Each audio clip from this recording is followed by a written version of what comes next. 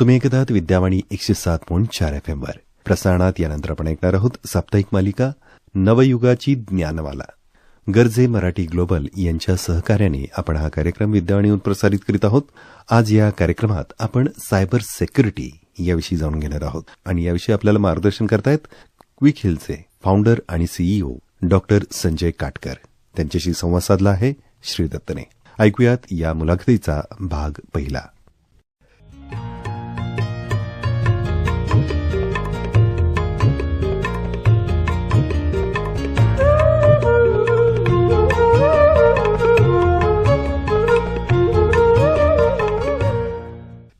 श्रोते हो, नमस्कार.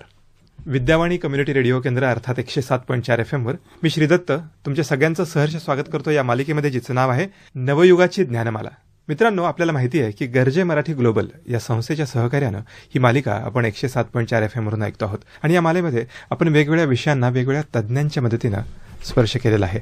अनेक मोठ्या माणसांशी, मराठी माणसांशी आपण इथून चर्चा केलेली आहे. आम्हाला यावेळेस वाटलं की एका वेगळ्या विषयावरती बोललं पाहिजे. आपल्याला वारंवार भेडसावणारे अनेक वेगवेगळे प्रश्न असतात. त्यातला आत्ता अलीकडच्या काळामध्ये तरुणांना आणि आपल्या सर्वसामान्य सगळ्याच लोकांना भेडसावणारा प्रश्न म्हणजे सायबर सुरक्षा. खूप सारे फ्रॉड समोर येतात. आपल्या दैनंदिन जीवनातली गॅजेटचा वापर अतिशय मोठ्या प्रमाणात वाढलेला आहे आणि म्हणूनच सायबर फ्रॉड्स ही एक मोठी शाखाच आता तयार झाली आहे. पण आम्ही विचार केला की सायबर सुरक्षेबद्दल बोलायचं तर कोणाशी बोलायचं, आणि मग गरजे मराठी ग्लोबलच्या दापके सरांनी आम्हाला सुचवलं एक नाव, ते म्हणजे संजय काटकर.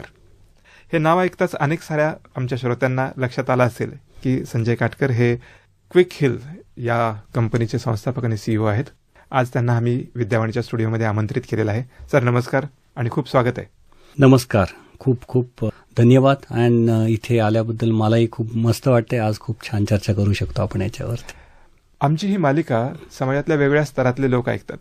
त्यापैकी सगळ्यात मोठा विद्यावाणीचा श्रोता जो आहे तो आहे तरुण विद्यार्थी, जे ग्रॅज्युएशनला शिकतात, ज्यांचं ग्रॅज्युएशन पूर्ण झालंय.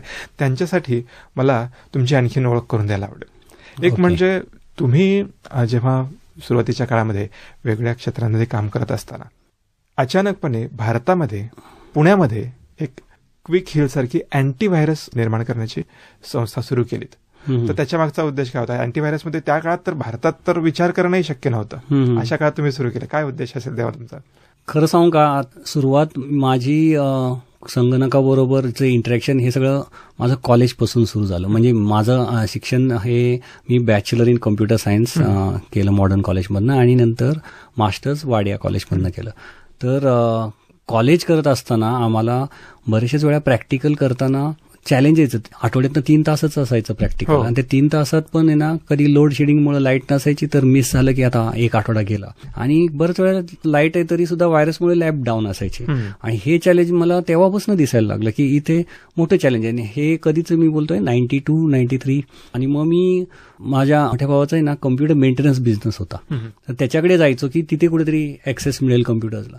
पण त्याच्याकडे सुद्धा आहे ना हार्डवेअरसाठी आलेले कम्प्युटर्स रिपेअरसाठी, त्याच्यात सुद्धा व्हायरस प्रॉब्लेम असायचा. आणि लोकांना वाटायचं की तो हार्डवेअर प्रॉब्लेम म्हणून ते वर्कशॉपला पाठवायचे, पण ऍक्च्युअली तो व्हायरस प्रॉब्लेम असायचा. कारण फ्लॉपी ड्राईव्ह आवाज करणे किंवा प्रिंटर खराब प्रिंट करणे अशा. आणि लोकांना हेच कळत नव्हतं की हा व्हायरस प्रॉब्लेम, म्हणजे तिथपासून सुरू होतं ते व्हायरस काय आणि कसा घुसतोय सगळंच अज्ञात होतं लोकांना. आणि तिथून ते चॅलेंज सगळीकडे दिसलं मला, आणि मला असं वाटलं की मी जे काय आत्ता शिकतोय त्याचा ह्याला कसा उपयोग होईल. आणि कुतूहल म्हणून मी रिव्हर्स इंजिनिअरिंगचे जे काय नवीन लर्निंग होतं, सेकंड इयरलाच होतं मी बीसीएसचे, आणि व्हायरसला डिबग केलं आणि मला समजलं काय करतोय. आणि मी तो मॅन्युअली काढला आणि तो क्लीन झालं मशीन. जे की लोकांना असं एक्सपर्ट्सला बोलवायला लागायचं क्लीन करायला, ते मी क्लीन करू शकलो. ह्याचाच मला एक मॅजिक वाटलं. आणि तिथून माझं खरं मी म्हणेल की हॉबी म्हणून सुरू झालं. आणि कॉलेज होईपर्यंत मी ते हॉबी म्हणून पाळलं की भरपूर नवीन व्हायरस आले की मी त्याचं टूल लिहायचो क्लिनिंगचा. आणि माझा मोठा भाऊ होता ते टूल्स त्याच्या कस्टमरसाठी वापरायचा आणि त्यांचे प्रॉब्लेम सॉल्व्ह करायचा. कॉलेजचे मी कम्प्युटर्स क्लीन करायचो. अशी सुरुवात झाली. मग मी पासआउट झाल्यानंतर म्हटलं एवढं करू शकतो तर का नाही याच्यामध्ये प्रोडक्ट बनवावं. आणि म्हणजे काही न लांबचं स्वप्न बघता, कसलेही प्लॅन न करता मी म्हणेल की मी उडी मारली ऍक्च्युली. खरं म्हणजे ही गोष्ट, ही स्टोरी अनेकांनी वेगळ्या प्लॅटफॉर्मवरती, पुस्तकांमध्ये, कधी ब्लॉगमध्ये ऐकलेली, वाचलेली आहे. पण मला आता मुद्दामून ही गोष्ट विचारावीशी वाटली, कारण ज्या काळात आम्हाला व्हायरस म्हणजे काय तेच कळत नव्हतं. म्हणजे तो मला वाटतं 20व्या शतकाचा शेवटचा दशक होता. त्यावेळेस आम्हाला कम्प्युटर्स नव्यानं वापरायला मिळाले होते. त्यावेळेस तुम्ही त्यामध्ये काहीतरी नवीन शोधायचा प्रयत्न केला. तेव्हाची मानसिकता आमची सगळ्यांची अशी होती की भारतामध्ये कम्प्युटर जन्म घेत नाही, त्यातले सॉफ्टवेअर तर भारतात बनणं शक्यच नाही, असा तो काळ होता. काही लोकांनी प्रयत्न सुरू केले होते, काही मोठ्या कंपन्या तेव्हा काम करत होत्या, पण अँटीव्हायरस भारतामध्ये बनवू शकतो हा विश्वास आम्हाला अगदी 21वं शतक सुरू झालं तरी देखील नव्हता. आणि मग हळूहळू तुमची ओळख सगळ्यांना झाली क्विकहिलमुळे. आणि आज क्विकहिल जगातला एक मोठा ब्रँड आहे अँटीव्हायरसमधला. खरं तर वेगळे प्रोडक्ट्स आहेत, वेगळ्या प्रकारे आपण अँटीव्हायरस वेगवेगळ्या गॅजेट्समध्ये वापरतो. पण मी सुरुवातीला ओळख करून देताना म्हणतो की आजच्या काळामध्ये आपल्याला सायबर धोके खूप वाढलेले आहेत. बरोबर. तर मुख्य विषयाकडे वळताना मला तुम्हाला सुरुवातीलाच विचारायचं की आपला सगळ्यांचा सोशल प्रेझेन्स हा वाढत चाललेला आहे. तर सोशल प्रेझेन्समध्ये सुरक्षितता आणणं हे शक्य आहे का? आणि नेमकं सुरक्षित सोशल प्रेझेन्स म्हणजे तरी काय, काय सांगाल? खूपच छान प्रश्न आहे. कसं आहे ना की आपण जसं रेग्युलर फिजिकल वर्ल्ड म्हणेल ना मी त्याला, की जिथे आपण एकमेकांना भेटतो, बोलतो, त्याला आपण सोशल समजायचो आणि आहे ते अजूनही. परंतु आपल्या दगदगीच्या जीवनामुळे आणि हे डिजिटलचा प्रोग्रेस झाल्यामुळे आपल्याला ह्या गोष्टी आता डिजिटली करता येतात. मग आपण व्हॉट्सअपचा वापर करतो एकमेकांशी टचमध्ये राहण्यासाठी, कम्युनिकेट करण्यासाठी. आपण आपल्या गोष्टी शेअर करण्यासाठी फेसबुक वापरतात लोक, इंस्टाग्राम वापरतात, आणि बऱ्याच वेळा बिझनेस साईटला लिंक्डइन वापरतात. हे असे सगळे प्लॅटफॉर्म्स आहेत ज्याच्या मदतीने आपण एकमेकांना बऱ्याच गोष्टी शेअर करतो, बऱ्याच जणांच्या गोष्टींवरती कमेंट्स करतो, लाईक करतो. हे सर्व जे काय इकोसिस्टम बनले त्याला आपण सोशल प्रेझेन्स म्हणू. त्याच्याने एक आपलं बिना एकमेकांना भेटता आपल्या गोष्टी कम्युनिकेट होतात आणि खूप सोपं झालेलं आहे. आणि त्यामुळे आता असं झालंय की आपलं ते मेजर झालंय, फिजिकल वर्ल्डपेक्षा ऑनलाईन वर्ल्ड खूप फास्ट ग्रो झालं आणि ते जास्त प्रमाणात ग्रो झालं. आता आपण जर सोशल प्रेझेन्सचं, सेक्युअर सोशल प्रेझेन्सकडे जायचं असेल तर आता कसं झालं की सिन्स हे डिजिटल इतकं प्रमाणात यूज होतं, तर हे जे काय स्कॅमस्टर्स आहे, हॅकर्स आहे, भामटे लोक आहेत, हे ह्या गोष्टीचा जसं फिजिकल वर्ल्डमध्ये आधी होते तेच आता आपल्याला ऑनलाईन वर्ल्डमध्ये पण दिसतात. आणि इथे बऱ्याच लोकांना हे ध्यानातच येत नाहीये किंवा लक्षात येत नाही की आपण सोशली जे काय काम करतो तिथे धोके पण असू शकतात. पण मग ह्याच्यात काय की जर आपण आपल्या गोष्टी अशा शेअर केल्या किंवा असले डिजिटल प्लॅटफॉर्म्स असे वापरले की आपण आपली प्रायव्हसी सेव्ह केली, आपण आपले रेप्युटेशन सेव्ह करू शकलो आणि आपली जी काही इन्फॉर्मेशन आहे ती मिसयूज होईल अशी नाही शेअर केली किंवा म्हणजे ओव्हर शेअरिंग वगैरे असं म्हणतो आपण त्याला, हे जर आपण काळजी घेतली. त्याचबरोबर ह्या जे काही प्लॅटफॉर्म्स आहेत ह्या सगळ्यांचे स्वतःचे सुरक्षित सेटिंग्स असतात की आपली गोष्टी शेअर केलेल्या कोणाला दिसले पाहिजे, कोणाला नाही दिसले पाहिजे, किती वेळ दिसले पाहिजे, ह्या सगळ्या सेटिंग्सचा राईट उपयोग केला आणि आपण सोशल प्रेझेन्स आपला मेंटेन ठेवला तर ह्याला मी म्हणेल सुरक्षित सोशल प्रेझेन्स. आणि तो खूपच जरुरी आहे आजकालच्या काळामध्ये. कारण म्हणजे तुम्ही अतिशय सोप्या शब्दांमध्ये सांगितलं की सोशल प्रेझेन्स हा कसा असतो, अगदी आपल्या वैयक्तिक उदाहरणापासून. आता याच्यातला एक महत्वाचा मुद्दा, कारण तुम्ही अँटीव्हायरस सुरू करणारे पहिले आहात, तर मला असं विचारायचं की आपला खरंच डेटा सुरक्षित ठेवणं का गरजेचं आणि डेटा सुरक्षा इतकी महत्वाची का बरं आहे? आजकाल आपण कसं एज्युम करतो की आता आपल्याकडे स्मार्टफोन आहे, लॅपटॉप आहे, आपण त्याला सुरक्षा लावली की सुरक्षित झालो. आता तसं नाही राहिलं. हे 90s मध्ये किंवा 2000च्या सुरुवातीला ठीक होतं की तुमचं जे काय विश्व कम्प्युटरमध्ये त्याला प्रोटेक्ट करायला तुम्ही अँटीव्हायरस लावलं आणि प्रोटेक्शन लावलं किंवा ओएसची सिक्युरिटी असते. परंतु आता आपण हे सगळ्या डिव्हायसेसला ॲज अ माध्यम उपयोग करतो. पण आपली एक ऑनलाईन आयडेंटिटी, डिजिटल आयडेंटिटी म्हणतो आपण, म्हणजे की आपला फेस ऑनलाईन आहे आणि तो कुठूनही ऍक्सेस होतो. तो तुमच्या पीसीत नाहीये, तो क्लाउडवरती आहे. म्हणजे तो तुम्ही फोनवरनं ऍक्सेस करता, पीसीवरनं करता आणि सगळ्यांना तो दिसतो त्यांच्या ह्याच्यातनं. तर मग तिथून जो काय आपण शेअर केलेला डेटा आहे तो बऱ्याच वेळा क्लाउडवरनं ब्रीच होऊ शकतो, जिथे तुमचं काही कंट्रोल नाहीये. म्हणजे तुम्ही तुमच्या पीसीला कंट्रोल करू शकता काय शेअर करायचं काही नाही, पण तुम्ही जे शेअर केले सोशल मीडियावरती तिथं तुमचा कंट्रोल नाही येते कोण त्याला ऍक्सेस करतंय. आणि जर तिथे कधी ब्रीच झालं, म्हणजे आपण कसं आहे की आजकाल फक्त सोशल मीडिया प्लॅटफॉर्मच नाही तर आपण आपली इन्फॉर्मेशन बऱ्याच प्लॅटफॉर्मला द्यावी लागते आपल्याला. म्हणजे आपल्याला कुठलीही सर्व्हिस वापरायची असेल, फूड डिलिव्हरी असेल, ई कॉमर्स असेल किंवा केवायसी असेल, तर ह्या सगळ्यांकडे आपला डेटा दिलेला आहे. आणि तिथून कुठून ब्रीच झाला तर तो डेटा डार्क वेबवर येतो. कारण की ब्रीच झालेल्या डेटाला का ब्रीच होतो, तर तो डेटाला व्हॅल्यू आहे. आजकाल डेटा इज न्यू ऑइल म्हणतात ना, गोल्ड, तसं झालं. आणि त्यामुळे डेटा ह्याचा मिसयूज होऊन तो आपल्याशी फ्रॉड होऊ शकतो. ह्याच्यासाठी डेटा आपण जो शेअर करतो त्याला सुरक्षित ठेवणं खूपच गरजेचं आहे. आणि मग हा जो डेटा आहे आपण ह्याचा मिसयूज कसा होईल ह्याचं जोपर्यंत तुम्हाला अवेअरनेस नाही तोपर्यंत तुमच्या लक्षात नाही येणार की हा डेटा सिक्युअर का केला पाहिजे. आणि म्हणूनच सायबर सिक्युरिटी अवेअरनेस ही खूपच महत्वाचं बनतं ऍक्च्युली. खरंय. श्रोते हो, गर्जे मराठी ग्लोबल या संस्थेच्या सहकार्यानं नवयुगाची ज्ञानमाला या कार्यक्रमात विद्यावाणीवरून आज आपण क्विकहिलचे संस्थापक CEO संजय काटकर यांच्याशी बोलतो आहोत. आणि त्यांनी आता आपल्याला सांगितलं की आपला सोशल प्रेझेन्स खूप मोठ्या प्रमाणावर वाढलाय. 21व्या शतकात तर वेगळे गॅजेट्स आले आणि त्याच्यातनं आपण सगळ्या जगभरात आपली एक वेगळी डिजिटल आयडेंटिटी निर्माण केली. आणि त्याचबरोबर आपल्याला आपला जो काही डेटा आहे तो सुरक्षित ठेवणं खूप गरजेचं बनलं. श्रोते, आपल्याला माहिती आहे की स्मार्टफोन आला, टॅब आले, वेगळी संसाधनं आली, त्यामुळे आपला डिजिटल वापर तर वाढला, पण त्याचबरोबर सायबर धोके सुद्धा वाढले. आणि म्हणूनच मला आता क्विकहिलचे संस्थापक म्हणून तुम्हाला संजय सर विचारायचं की सायबर धोके वाढले तर यातले महत्वाचे धोके असे कोणते आहेत आणि आम्ही कशा प्रकारे यापासून स्वतःला सुरक्षित ठेवू शकतो? महत्वाच्या अशा कुठल्या गोष्टी सांगता येतील की ते आत्ता आपल्याला त्याच्यापासून आपला डेटा लीक होऊ शकतो, चोरी होऊ शकतो, आपल्याला मोठं नुकसान होऊ शकतं? पहिलं तर आपण हे समजून घेऊ की किती प्रमाणात वाढलेत सायबर धोके. कारण कसं आहे की ह्याच्यामुळेच आपल्याला त्याचं सिव्हिअरिटी समजू शकते. तर डिजिटल इंडिया हे जे धोरण होतं आणि सरकारी त्याच्यानी आपण पॅन्डेमिकच्या आधीपासूनच म्हणजे आधार म्हणा, UPI हे सगळ्या गोष्टी आपण आणल्या. परंतु पॅन्डेमिक नंतर त्याचा खूपच जास्त उपयोग झाला कारण की आपल्याला त्याच्यातनं हेल्प झालं. पॅन्डेमिकच्या लॉकडाऊनच्या काळामध्ये सगळ्यांनाच ऑनलाईन गोष्टी कराव्या लागत होत्या. अगदी एज्युकेशनपासनं, शॉपिंगपासनं, बिझनेसेस, ऑफिस अटेंडन्स सगळं ऑनलाईन. तर ह्याच्यामुळे आपलं ऑनलाईन जग हे खूप मोठं झालं विश्व. आता जसं ऑनलाईन जग वाढतं तसंच काय होतं की हे अटॅकर्ससाठी अटॅक सरफेस वाढतो की आपण कुठे कुठे अवेलेबल आहे ऑनलाईन आणि तो एका जागेवर बसून आपल्याला कुठे कुठे टार्गेट करू शकतो. आणि ह्याच्याचमुळे ऑनलाईन जे फ्रॉड्स होऊ शकतात ह्या गोष्टीकडे बऱ्याच लोकांना लक्षच नव्हतं आणि लोकांनी ऑनलाईन डिजिटल लाईफ हे खूप पटकन आत्मसात केलं. पण त्याचबरोबर त्याची अवेअरनेस नसल्यामुळे ते सायबर सुरक्षित वेनी काम नाही करत. तर मग कसं होतं की धोके वाढले आणि धोक्याबरोबर अटॅक्स वाढले. तर ह्याचं साधारणतः मी काही आकड्यांमध्ये बोललो तर आपण भारतामध्ये आजकाल साधारण 80 करोड ते 85 करोड स्मार्टफोन युजर्स म्हणजे मोबाईल फोन युजर्स आणि इंटरनेट पण वापरतात हे लोक.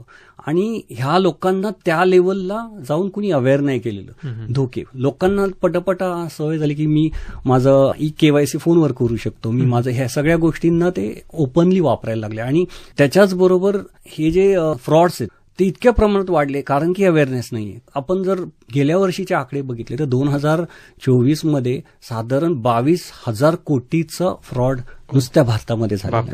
मी तर म्हणेल हा रिपोर्टेड फ्रॉड, अनरिपोर्टेड बरेच असू शकतात. बऱ्याच वेळा काय होतं ना की एखाद्याशी धोका झाला तो घाबरतो सांगायला, त्याला लाज वाटते किंवा तो कंप्लेंट पण नाही करत आणि छोटे मोठे फिगर विसरून जातो आणि तो पुढे सरकतो लाईफमध्ये. असे सुद्धा लोक आहेत मी ओळखतो. म्हणजेच काय की आपण हा आकडा बघतोय, हा आकडा हा रिपोर्टेड आकडा आहे पण खरा आकडा त्यापेक्षा जास्त असू शकतो. तर हे खूपच मोठ्या प्रमाणात वाढले. तर ह्यामुळे सायबर अवेअरनेस हे खूप महत्वाचं होऊन जातं. आता सायबर अवेअरनेसमध्ये जर आपण म्हटलं तर तुम्ही म्हटलं की कुठल्या प्रकारचे जास्त धोके होतात, तर सगळ्यात जास्त प्रमाण आम्ही जे बघतोय सध्या ते तुम्हाला सोशल इंजिनिअरिंग किंवा फिशिंगनी टार्गेट करणे युजर्सला. म्हणजे काय की तुम्हाला फोन येतात, आजकाल आपण OTP फ्रॉड म्हणतो किंवा डिजिटल अरेस्ट म्हणतो. ह्या प्रकारचे जे फ्रॉड्स आहेत हे सगळ्यात एक नंबरला आहेत आत्ता. आणि हे त्याच लोकांचे होतात ज्यांनी खूपच सायबर अवेअरनेस कमी आहे. आणि त्याच्यानंतर दुसरा धोका म्हणजे डिजिटल आयडेंटिटी चोरीला जाते. म्हणजे तुमची आयडेंटिटी वापरून कोणतरी दुसऱ्याला कॉन्टॅक्ट करतंय आणि तुमची आयडेंटिटी वापरून कोणतरी लोन काढतंय, असे सगळे प्रकार हे नेक्स्ट प्रकार. आणि तिसरा जो प्रकार आम्ही सगळ्यात जास्त बघतोय तो म्हणजे रॅन्समवेअरचा अटॅक, ज्याच्यानी तुमचे बिझनेस असतील किंवा तुमचा पर्सनल कम्प्युटर असेल तो एकदा एन्क्रिप्ट करून लॉक होतो आणि तुम्हाला तुमचा डेटा काढण्यासाठी पैसे द्यावे लागतात. तर हा तिसरा प्रकार आहे, हा खूप जोरात आणि मोठ्या प्रमाणात व्हायला लागलाय. आणि चौथा म्हटलं तर मग हे स्वॅप फ्रॉड म्हणतो आम्ही, की तुमची सिम डुप्लिकेट कोणतरी वापरतं आणि तुमच्याच फोनचा डुप्लिकेट फोन बनतो किंवा इव्हन तुमचा फोन हॅक होऊन त्याची कॉपी बनते आणि तुम्हाला कळत पण नाही की तुमच्या नावाने कसं दुसऱ्यांना कोण कॉन्टॅक्ट करतं.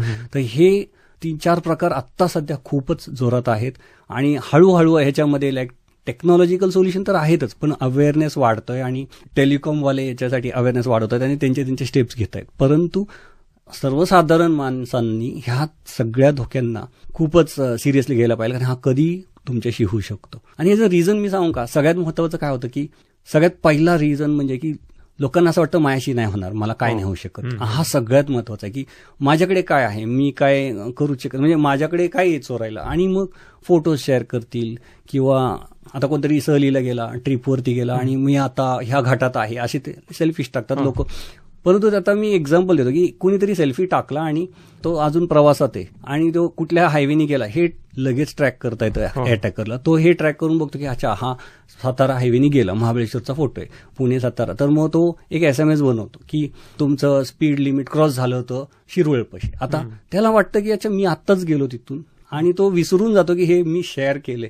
आणि अटॅकर तो असा SMS टाकतो की जसं काय तो ट्रॅफिक पोलीसकडून आलाय. आणि मग तुम्हाला हे इथे जाऊन डिटेल बघा, फोटो बघा, ते क्लिक केलं की मग तुमच्या फोनमध्ये तो थ्रेट येतो. म्हणजे असे म्हणजे म्हणतो ना, घटनेला धरून गोष्टी होत असतात आणि अवेअर नसल्यामुळे आपल्याशी कधी फ्रॉड होतो आपल्या कळत पण नाही ऍक्च्युली.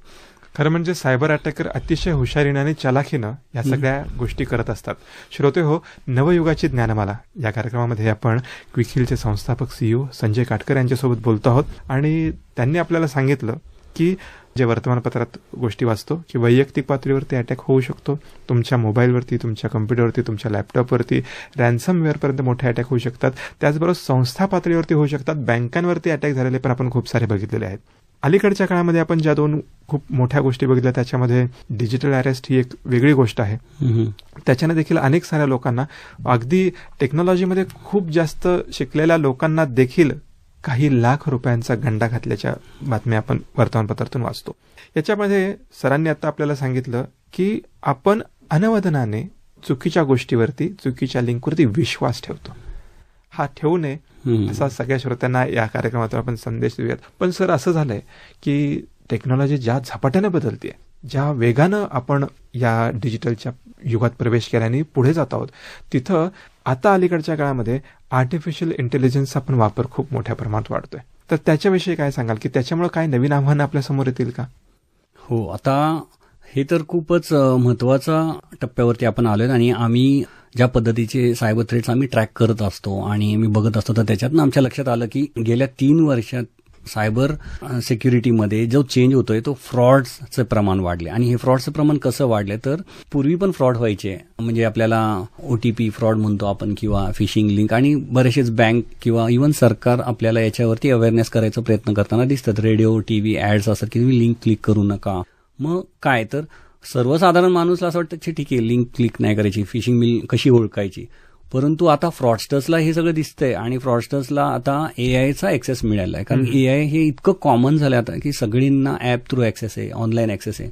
आणि त्याच्यामुळे फ्रॉडस्टर्स, जसं आपण AI आपल्या कामांचं काम म्हणजे स्वरूप फास्ट करताना किंवा परफेक्ट करतो, स्पीड वाढलाय, सेम तरीकेने आपण पाहिलं तर फ्रॉडस्टर सुद्धा AIचा वापर करून त्यांच्या अटॅक्सला सफोस्टिकेटेड करतात, त्यांचे विक्टिम सिलेक्ट करायला सफोस्टिकेशन. तर AIचा वापर होऊन आता जे नवीन फिशिंग मेल्स बनतात ते तुम्ही म्हणजे एक्सपर्टला सुद्धा ओळखता येणार नाही की ही फेक आहे का जेन्युइन आहे. कारण की इतकं कॉपी होतं की AIचा वापर केला की तुमचं परफेक्शन एकदम वेगळ्या लेवलला जातं.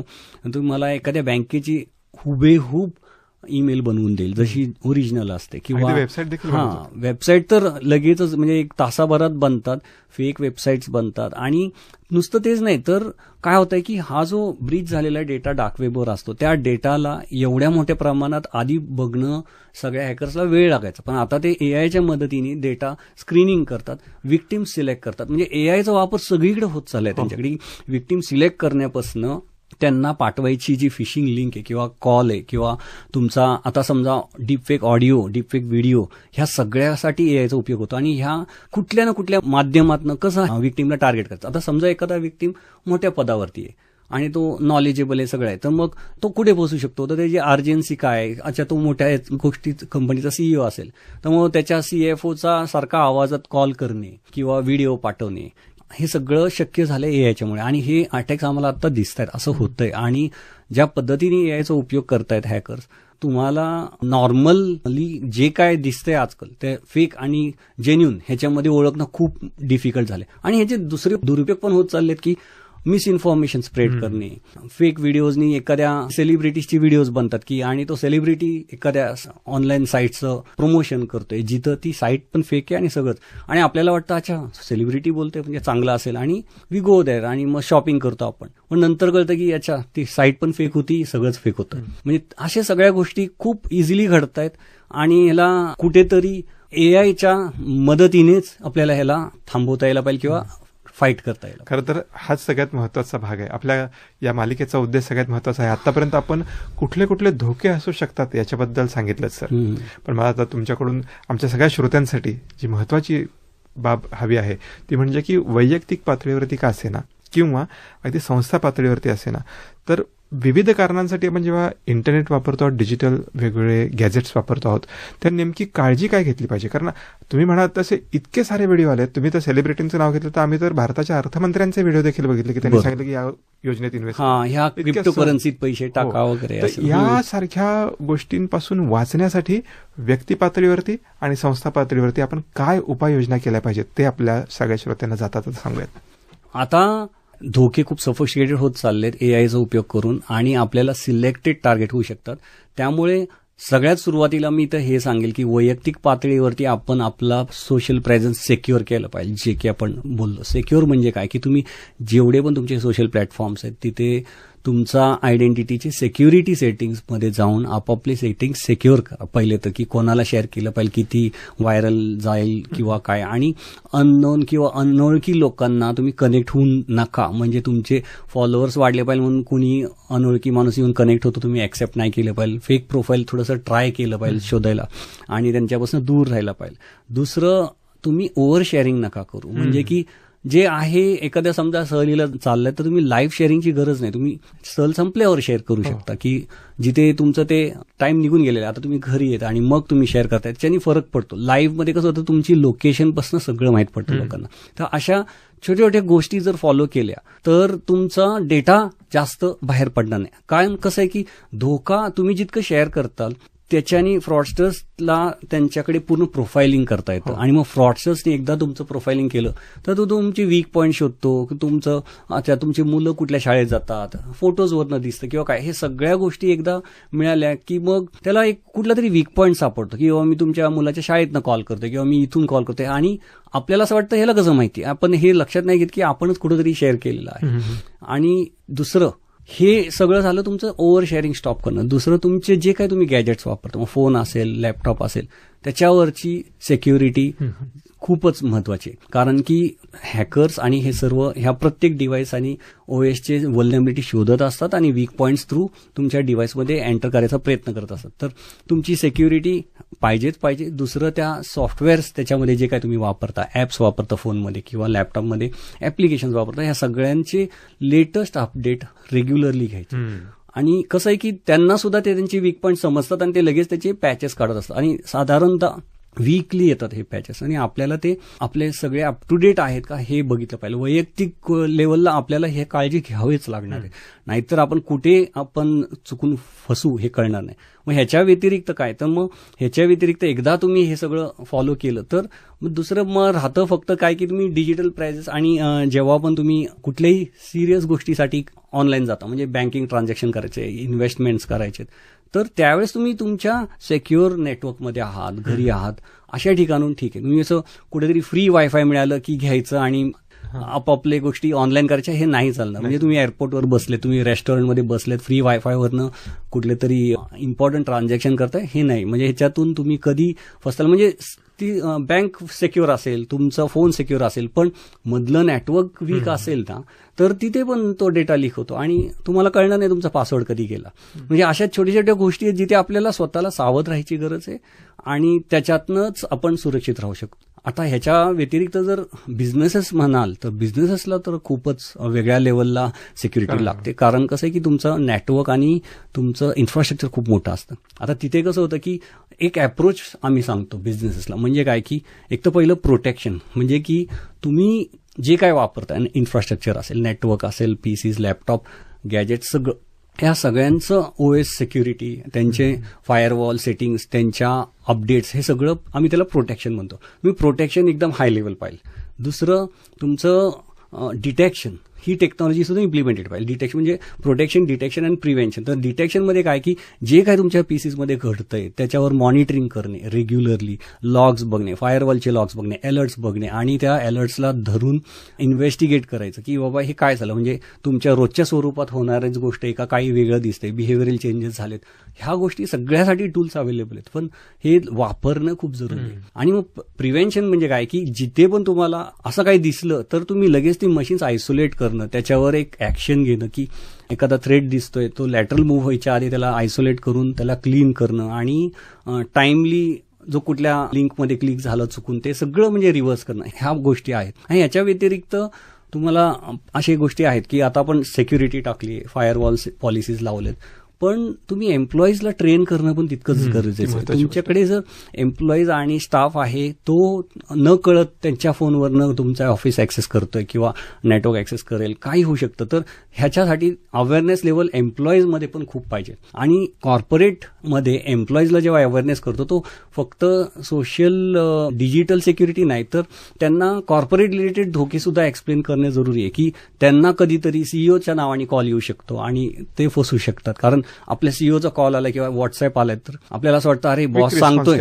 आपण क्विक म्हणजे रात्री तो म्हटलं की मला इथे काहीतरी पाठवून दे, मला याची तिकीटं पाठवून दे, आणि लोक करतात ते वाउचर्स घेतात आणि मग नंतर कळतं की बॉसचा फोन हॅक झाला आणि त्याच्यातनं होते. म्हणजे अशा सगळ्या छोटे छोटे धोके आहेत आणि ह्या सगळ्या धोक्यातनं सावध राहायला हे एम्प्लॉईज हे फ्रंट लाईन आहेत तुमच्या, आणि त्यांचं ट्रेनिंग खूपच जरुरी आहे. आता ते ट्रेनिंग एकदा झालं तर म्हणजे, आणि ते एक वन टाइम ऍक्टिव्हिटी नाहीये, कारण की थ्रेड्स एक इव्हॉल्व्ह होत आहेत, नवीन पद्धतीने पुढे येतात परत, आणि आपल्याला रेग्युलरली त्यांना ट्रेन करायची गरज आहे. तर ही सगळ्यात महत्वाची गोष्ट आहे ऑर्गनायझेशनसाठी. खरं म्हणजे वैयक्तिक पातळीवरती असो किंवा संस्था पातळीवरती आपली सुरक्षा ही आपल्याच हातात आहे, हाच एक संदेश देऊया. सर, आपल्याशी बोलताना वेळ कसा जातोय कळत नाही. आपल्याकडे अजून खूप सारी माहिती घ्यायची, आमच्याकडे प्रश्न पण खूप सारे आहेत, कारण सायबर सिक्युरिटी खूप महत्वाचा विषय आता होतोय. पण आजच्या दिवशी रेडिओच्या कार्यक्रमाची वेळ पाहता आपण थांबूयात आणि उद्या तुमच्याशी ही चर्चा आपण पुन्हा पुढे चालू ठेवूयात. तर श्रोते हो, आपण संजय काटकर सरांशी हा संवाद असाच उद्या नवयुगाची ज्ञानमाला या कार्यक्रमालिकेमध्ये सुरू ठेवणार आहोत. आज आत्ता आम्ही इथे थांबतो आहोत. तुम्हा सगळ्यांचे मनपूर्वक धन्यवाद. धन्यवाद. थँक्यू.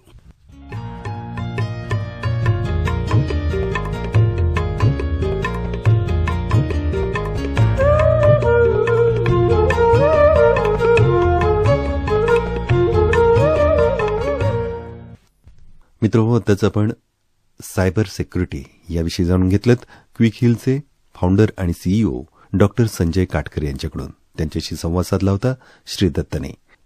नवयुगाची ज्ञानमाला हा कार्यक्रम आपण गरजे मराठी ग्लोबल यांच्या सहकार्याने विद्यावाणीहून प्रसारित करीत आहोत. या कार्यक्रमाविषयी आपण आपल्या प्रतिक्रिया आपण आम्हाला 744-722-1074 अर्थातच 7447221074 या क्रमांकावर अथवा vidyawani.fm@gmail.com या मेल आयडीवर कळू शकता.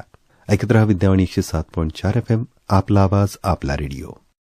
तुम्ही ऐकत आहात विद्यावाणी 107.4 FM वर, आणि प्रसारणात यानंतर आपण ऐकणार आहोत कार्यक्रम नवयुगाची ज्ञानमाला. हा कार्यक्रम आपण गरजे मराठी ग्लोबल यांच्या सहकार्याने प्रसारित करीत आहोत. या कार्यक्रमात आपण सायबर सिक्युरिटी याविषयी जाणून घेत आहोत क्विकिलचे फाउंडर आणि सीईओ डॉक्टर संजय काटकर यांच्याकडून. आज या कार्यक्रमात आपण त्यांच्याकडून विद्यार्थ्यांसाठी सुरक्षित सोशल प्रेझेन्स याविषयी माहिती करून घेणार आहोत, आणि या विषयावर त्यांच्याशी संवाद साधला आहे श्री दत्तने. ऐकूयात कार्यक्रम नवयुगाची ज्ञानमाला.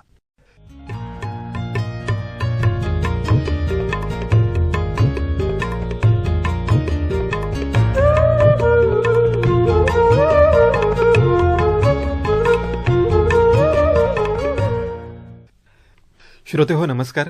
नवयुगाची ज्ञानमाला या कार्यक्रमालिकेमध्ये मी श्रीदत्त आमच्या सर्व श्रोत्यांचं विद्यावाणी कम्युनिटी रेडिओ अर्थात 107.4 FM वर सहर्ष स्वागत करतो. मित्रांनो आणि मैत्रिणींनो, गरजे मराठी ग्लोबल या संस्थेच्या सहकार्यानं सुरू झालेल्या या मालिकेमध्ये कालच्या भागात आपण क्विक हिलचे संस्थापक आणि सीईओ संजय काटकर यांच्यासोबत चर्चा करायला सुरुवात केली होती, आणि आपला महत्वाचा विषय कालचा जो होता तो सायबर अटॅक्स आणि सायबर धोके. याच्यामध्ये आपल्याला मागच्या भागात सरांनी सांगितलं की आपणच आपल्या स्वतःची जर काळजी घेतली तर सायबर अटॅक्सपासून दूर राहू शकतो. आणि पुढे जात असताना त्यांच्याकडून खूप साऱ्या प्रश्नांची उत्तरं आपल्याला हवी आहेत, म्हणून आज देखील आम्ही संजय सरांना विद्यावाणीच्या स्टुडिओमध्ये आमंत्रित केलेलं आहे. सर नमस्कार आणि तुमचं पुन्हा एकदा खूप खूप स्वागत आहे. नमस्कार. नमस्कार. मी आता आपल्या श्रोत्यांना सांगितलं की संस्था पातळीवरती असू दे किंवा वैयक्तिक पातळीवरती असू दे, आपण स्वतःची काळजी घेतली पाहिजे. आपल्या प्रत्येक गॅजेटमध्ये आपण सुरक्षितता बाळगलीच पाहिजे. आपल्या सोशल वापरामध्ये, सोशल प्रेझेन्समध्ये सुरक्षितता बाळगलीच पाहिजे, इथपर्यंत आपण सांगितलं. पण आज आपले जे अनेक तरुण श्रोते आहेत त्यांच्यासाठी आपल्याला काही नवीन गोष्टी सांगायच्या आहेत. खरं म्हणजे सुरक्षित सोशल प्रेझेन्स म्हणजे काय हे मागच्या भागात आपण सुरुवातीलाच सांगितलं होतं.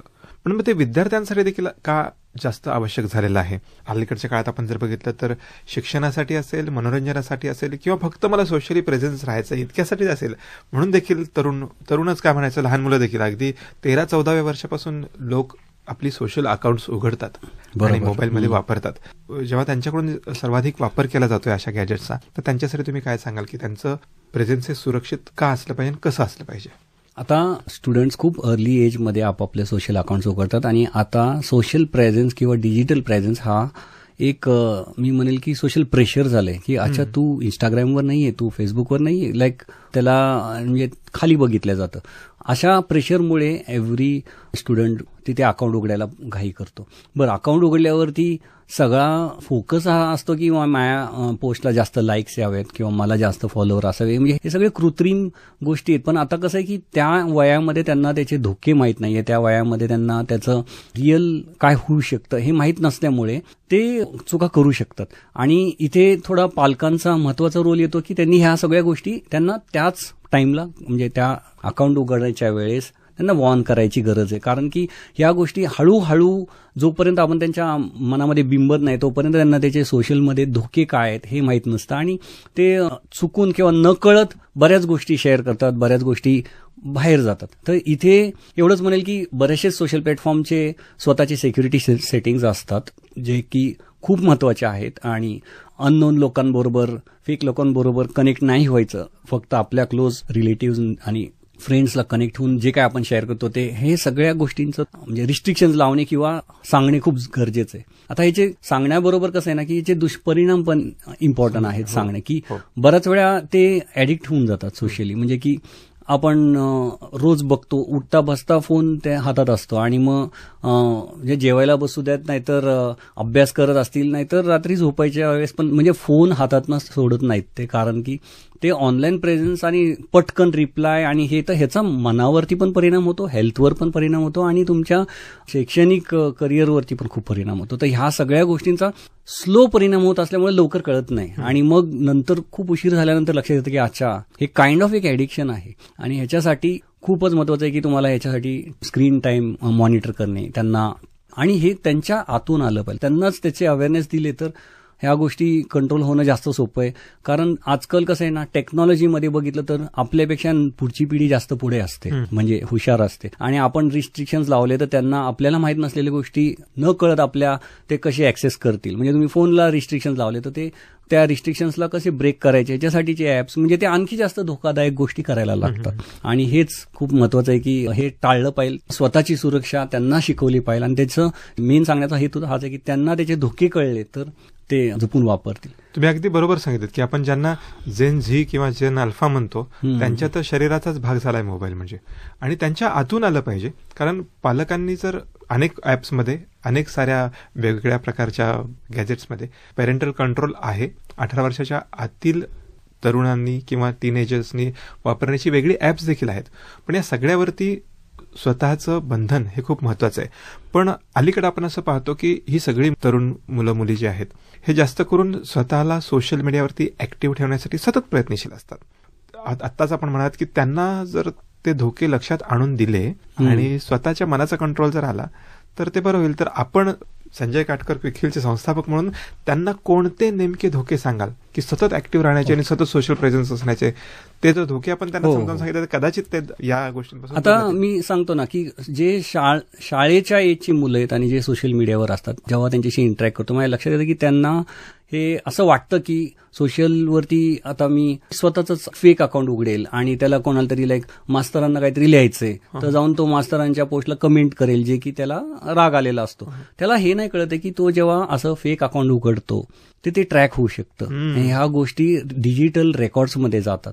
आता समोरच्या व्यक्तीने जर सायबर क्राईम पोलीस कंप्लेंट केली तर सायबर क्राईम युनिट्सला हे ट्रॅक करणं खूप सोपं आहे. त्यांना हा ऍक्सेस असतो की हे फेक अकाउंट कुठून क्रिएट झालं, कुठल्या सायबर कॅफेतनं किंवा कुठल्या डिव्हाइसवरनं ट्रॅक करत ते त्या ओरिजिनल माणसापर्यंत पोहोचू शकतात. आणि हे आपल्यासाठी करिअरसाठी खूप धोक्याचं आहे. तर हे शालेयीन मुलांसाठी मी सांगेल की तुम्हाला जे काय तुम्ही करता सोशलीवरती, हे तुम्ही असा विचार जरी केला की मी ते अकाउंट डिलीट करेल, मी ते फोटोज डिलीट करेल, परंतु हे डिलीट फक्त वरच्यावर होतात. ते ओरिजिनल रेकॉर्ड्स तसेच असतात. आणि ह्या सगळ्या सोशल प्लॅटफॉर्म्सला आपल्या इंडियन कायद्यानुसार त्यांना पोलिसांना शेअर करावे लागतात. डिलीटेड गोष्टी सुद्धा शेअर करावे लागतात आणि हे होतात आणि ट्रॅक करता येतं. आता जे कॉलेजला जाणारे मुलं आहेत यांच्यासाठी मी एक मोठा सल्ला देईल की बऱ्याच वेळा ह्यांचे असे स्वप्न असतात सगळ्यांचे की आता मोठे जाऊन मास्टर्स कुठेतरी करायचंय, बाहेर मोठ्या कॉलेजमध्ये करायचंय किंवा परदेशात करायचंय. तर अशा ठिकाणी आपण जेव्हा ते फॉर्म भरतो तेव्हा तुम्ही नीट ऑब्झर्व करताल तर ते आपल्याला आपले फक्त मार्क्स नाही विचारत, तर तुम्ही सोशली काय करता, तुमचे सोशल ऍक्टिव्हिटीज काय आहेत का, तुमचे स्पोर्ट्स ऍक्टिव्हिटीज काय आहेत का, ह्या सगळ्यांचं गोष्टींना काही ना काहीतरी मार्क असतात. आणि बऱ्याच वेळा हे मिसिंग असल्यामुळे लोक त्याला मे बी कधी कधी फेकतात किंवा कधी कधी म्हणजे टाकतात तिथे, पण मग त्यांच्या हे नाही लक्षात की युनिव्हर्सिटी ह्या गोष्टी त्यांच्या सोशल प्लॅटफॉर्मला जाऊन चेक करतात. आणि हे खूप सोपं आहे. आणि नुसतं युनिव्हर्सिटीज नाही, तुम्ही कुठे इंटर्नशिपला अप्लाय करताय, कुठे जॉबला अप्लाय करताय, हे सर्व कंपन्या आजकाल हायर करताना सोशल प्रेझेन्स कॅरेक्टर चेकिंग होतं. जिथे तुमचे सोशल प्रेझेन्समध्ये तुम्ही कसे आहात, तुम्ही इंटरव्ह्यूमध्ये कसे आहात त्यांना दिसलंय, पण तुम्ही रिअली पर्सन कसे आहात तर हे सोशल मीडियावर दिसतं. तुम्ही कोणाला काय कमेंट करता, कुठल्या गोष्टीवर काय तुमचं मत मांडता, हे खूप महत्वाचं आहे आणि हे ट्रॅक होत असतं. त्यामुळं सोशल मीडिया वापरताना खूप जपून वापरायला पाहिजे. असल्या म्हणजे अनकंट्रोल्ड ज्या गोष्टी आपण कधी कोण बघणार नाही किंवा फेक अकाउंटनी करेल ह्या गोष्टी कराव्या नाहीत, कारण की ह्याचा ट्रॅक होतो आणि हा तुम्हाला पुढच्या करिअरमध्ये ऍडमिशनसाठी, जॉबसाठी प्रॉब्लेम क्रिएट करू शकतो. नुसतं तेच नाही, तुम्हाला एखाद्या कंट्रीचा व्हिसा हवाय तिथे सुद्धा तुम्हाला सोशल ट्रॅक होतो आणि तो व्हिसा तुमचा ब्लॉक होऊ शकतो किंवा तुमचं ऍप्लिकेशनच ब्लॉक होईल. ह्या गोष्टी ध्यानात ठेवून तुम्ही तुमचा सोशल प्रेझेन्स क्रिएट केला पाहिजे. श्रोते हो, नवयुगाची ज्ञानमाला या कार्यक्रम मालिकेमध्ये क्विक हिलचे संस्थापक CEO संजय काटकर आपल्याला माहिती देत आहेत, विशेषतः तरुण मुलांसाठी माहिती देत आहेत. त्यांनी आता सांगितलं की तुम्ही शाळेमध्ये शिकत असा किंवा महाविद्यालयात शिकत असा, तुम्ही जर सोशल मीडियावरती ऍक्टिव्ह असाल तर त्याचा संपूर्ण ट्रॅक केला जातो. सगळ्यात महत्त्वाचं म्हणजे कुठलंही अकाउंट तुम्ही जरी डिलीट केलं तरी त्याचा सगळा डेटा तिथं क्लाउडवरती उपलब्ध असतो आणि त्याचा वापर आजकाल सगळ्या कंपनीज असतील किंवा मोठ्या मोठ्या शिक्षण संस्था असतील त्या करत असतात. पण तुम्ही जेव्हा आता विषय निघालाचं म्हणजे होतं की अशा अनेक साऱ्या लिंक्स मिळत असतात, बनावट अकाउंट आम्हाला मिळत असतात. आपण काळजी घेतो, आपण विद्यार्थ्यांना सांगतो आहोत की आपलं कार्य चांगलं ठेवूयात, अशा कुठल्याही चुकीच्या गोष्टी पोस्ट करू नयेत, चांगला प्रेझेन्स आपला सोशल मीडियावरती दिसला पाहिजे. पण आपल्यालाच जेव्हा अटॅक केला जातो तर नेमकं ओळखायचं कसं की हे बनावट अकाउंट आहे, ही बनावट फेक फ्रेंड रिक्वेस्ट आहे किंवा ही फिशिंग लिंक आहे, हे या तरुणांनी ओळखायचं कसं? आता बऱ्याच वेळा तुम्ही बघताल तर सोशल मीडियावरती जसं मी म्हटलं की आपण आपल्याच व्यक्तींना कनेक्ट केलं पाहिजे, माहिती असलेल्या फ्रेंड्सला. तर इथे तर खूप सोपं आहे. एखादी फ्रेंड रिक्वेस्ट आली, आपले नोन ओळखीचं आहे, you can always call that person आणि विचारू शकता की तू पाठवली आहे का. ते तर सोपंच आहे. परंतु कधी कधी असं होतं की आपण अशा व्यक्तीला कनेक्ट करायचं असतं की जो आपण कॉल नाही करू शकत, पण ती व्यक्ती मोठी आहे पण ती जेन्युइन आहे. तर आपल्याला अशा अकाउंट्स ओळखायला आपण म्हणू शकतो की त्यांचं प्रोफाईलचे लिंक्स, आतमधले त्यांचं फोटो, त्यांचे पोस्ट आणि त्यांचे किती जुनं अकाउंट आहे हे सर्व बघून आपल्याला कळतं की हा जेन्युइन अकाउंट आहे का. कारण की फेक प्रोफाईल कधी पण आहे ना त्याचं लाईफ शॉर्ट असतं, कधी ना कधी लगेच ते कळतं फेक आहे. तर त्याचे फॉलोअर्स, त्याचं हे सगळं खूप कमी प्रमाणात असतं आणि त्याचं फोटोज वगैरे हे उचललेलं असतं कुठूनतरी. आणि जनरली फेक प्रोफाईल काय करतात की काही ना काहीतरी विकायचा प्रयत्न करतात. फेक करायचं कारण काय असतं त्यांना की काहीतरी प्रमोट करायचे जे की त्या व्यक्तीने केलंय असं दाखवायचं. मग तो सेलिब्रिटी असू शकतो, तो मोठ्या कंपनीचा CEO असू शकतो. तर अशा गोष्टी दिसल्या की तो सीईओ काहीतरी प्रमोट करत बसलाय किंवा काहीतरी सांगतोय, तर तुम्हाला त्याच्यावर शंका आलीच पाहिजे. कारण की त्याचा व्यवसायच नाही, त्याच्यात पण तो करतोय. हा, एक्झॅक्टली. आणि ह्या गोष्टी अशा जर केअरफुल्ली तुम्ही सिलेक्ट केले प्रोफाईल, तर नक्कीच तुम्ही फेक प्रोफाईलपासून वाचू शकता. आणि असं होऊ शकतं कधी कधी चुकून आपण कनेक्ट केलं तर आपल्याला आपल्या गोष्टी नंतर सुद्धा लक्षात आल्यावर आपल्याला अनफॉलो करता यायला पाहिजे, म्हणजे त्यांना फ्रेंड ह्याच्यातनं काढता यायला पाहिजे. तर ही गोष्ट सुद्धा बरेच लोक हे फॉलो नाही करत, की वर्षानुवर्षाची फ्रेंड्स आहेत, that friend is not interacting, तुमच्याशी बोलतच नाहीये, काहीच नाहीये, आणि तो जस्ट ट्रॅक करतोय तुम्ही रोज काय पोस्ट करताय, तर तुम्हाला राहायची गरज नाही कनेक्टेड, त्याला काढून टाकायचं. ही एक सायकल नाही करत. मी तर आठवड्याला माझ्या ह्याच्यातनं जुने अनएक्टिव्ह प्रोफाईल्स काढत असतो. कारण की आपण जे काय सवय बघा ना, आपण जे काय शेअर करतो ते सगळ्यांना दिसते.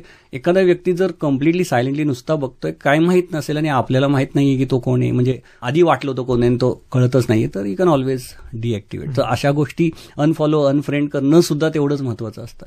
आणि हे जेव्हा अनफॉलो अनफ्रेंड करतो किंवा एखादं ऍप अनइन्स्टॉल करतो, जे आपल्याला नको आहे ते बाजूला काढतो, तेव्हा त्याला पूर्वी दिलेल्या परमिशन्स पण काढणं तितकंच गरजेचं ठरतं. बरोबर, परफेक्ट, येस. अलीकडच्या काळात आपण बघतो की सगळेच तरुण असेल किंवा सिनियर असेल कोणी ऑनलाईन गेममध्ये किंवा बेटिंगमध्ये किंवा काय म्हणतात ज्याला की अनोळखी व्यक्तींशी चॅटिंग करण्यामध्ये खूप इंटरेस्ट लोकांचा वाढलाय. बरोबर. आजकाल मैदानावर कोणी खेळत नाही, पण ऑनलाईन सगळे खेळत असतात.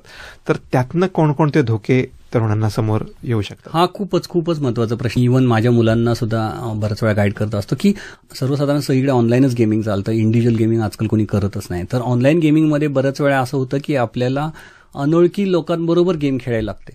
आता तुम्ही याच्यात असा विचार करायला शकतात मुलं, की तुम्ही एक्झाम्पल की तुम्ही क्रिकेट मॅचला गेलात आणि टीम बनवली, 2-3 लोक नवीन आलेत तिथे आणि समोरची पार्टीच नवीन आहे, त्यांच्याशी मॅच खेळताय, ती पण कम्प्लीट नवीन आहे. आपण तिथे कसे सावधान राहतो की याच्या गेम पुरतं त्यांच्याशी इंटरॅक्ट करतोय, गेमच्या व्यतिरिक्त तो काहीतरी पर्सनल विचारायला लागला, आपल्या लक्षात अरे ह्याला काय करायचंय, आणि आपण अवॉइड करतो. तर ह्या गोष्टी ज्या आपण फिजिकल वर्ल्डमध्ये करतो, ह्याच गोष्टी आपल्याला ऑनलाईन वर्ल्डमध्ये करणं गरजेचं आहे.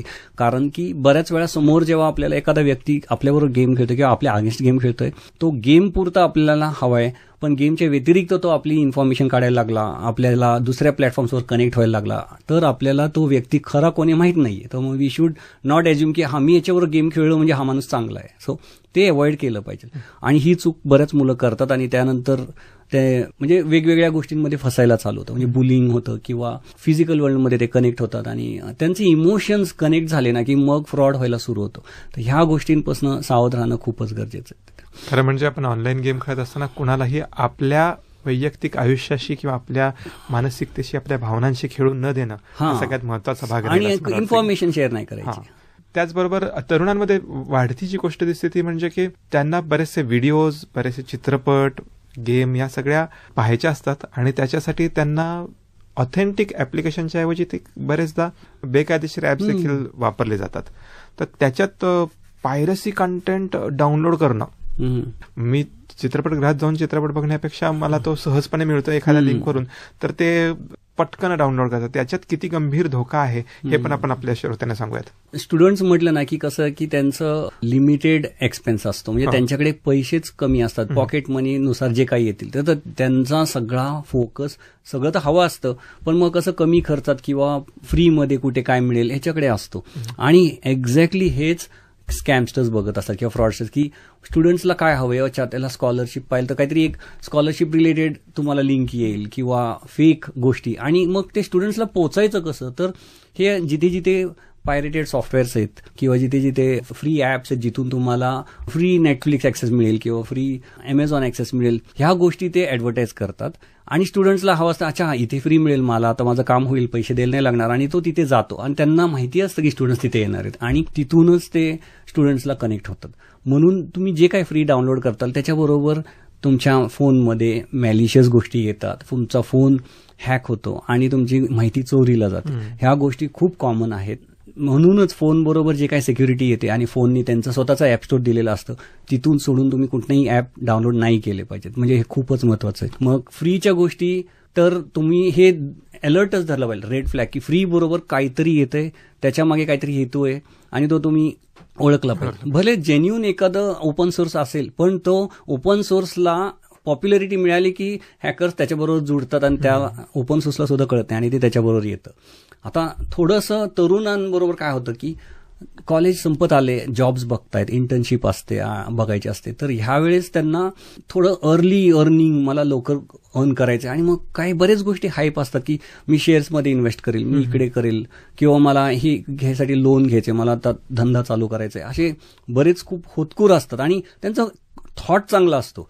परंतु ह्या थॉटकडे त्यांचं त्यामुळे त्यांचं सर्चिंग सगळं गुगलवरती किंवा ह्याच्यावर होतं ना, त्यावेळेस त्यांना फ्रॉडस्टर्स बरोबर टार्गेट करतात. म्हणजे इन्व्हेस्टमेंट ॲप्स म्हणा किंवा लोन स्कॅम असतात, जे त्याचे ॲप्स असतात की तुम्हाला कसलेही कोलॅटरल न देता लोन देणार, शॉर्ट लोन पाहिजे, 15,000 लगेच मिळेल, गाडी घेऊ शकता, असं सगळ्या गोष्टी त्यांच्या समोर यायला लागतात आणि त्यांना असं वाटतं हे सोपं आहे, आणि त्यांच्या न कळत ते जातात. लोन मिळतं सुद्धा, परंतु ते लोन बरोबर जे ॲप आलेलं आहे त्या ॲपमधनं त्यांचा फोन पूर्ण ऍक्सेस होतो आणि त्यांना त्यांचे फोटोजपासून सगळं शेअर होतं. आणि लोकांचं झालेलं आहे की फोटो शेअर झाल्यानंतर त्या लोनला म्हणजे इतकं उच्च इंटरेस्ट असतो, लाईक 15,000 फेडायसाठी तुला 40,000 द्यायचे, आणि तो त्याच्या खाली बॉकडाऊन होतो आणि त्याला ब्लॅकमेल केलं जातं की तुझ्या सगळ्या सोशल लोकांना मी सांगेल की तू काय करतो वगैरे वगैरे, जे की त्यांनी काहीच केलेलं नसतं, पण त्याचे फोटोजला त्यांनी मॉर्फ करून त्या लोकांना टाकणे आणि त्याच्याबद्दल काही लिहिणं, म्हणजे हे प्रकार खूप कॉमन झाले. आणि त्यामुळे इनफॅक्ट बऱ्याच लोकांनी आत्महत्या सुद्धा केलेल्या आहेत की त्यांना ते सोशल प्रेशर नाही झेपलं किंवा त्याच्याबद्दल बदनामी वगैरे. आणि हे तरुणांबरोबर खूप होतं, म्हणजे इन्व्हेस्टमेंट स्कॅम आणि लोन स्कॅम आणि जॉब स्कॅम, हे 3 स्कॅम खूपच प्रमाणात ह्या तरुणांबरोबर होत असतं. सगळ्यांपासून सावध राहायचं, तर फ्रीची कुठली गोष्ट घ्यायची नाही. जे खूप लालच दाखवणारी गोष्ट असेल ना की तुमचे पैसे डबल 3 महिन्यात, असल्या गोष्टींवर बिलीव्ह नाही करायचं, कारण की असल्या गोष्टी कधीच होत नसतात, काहीतरी गडबड असते अशा गोष्टींमध्ये.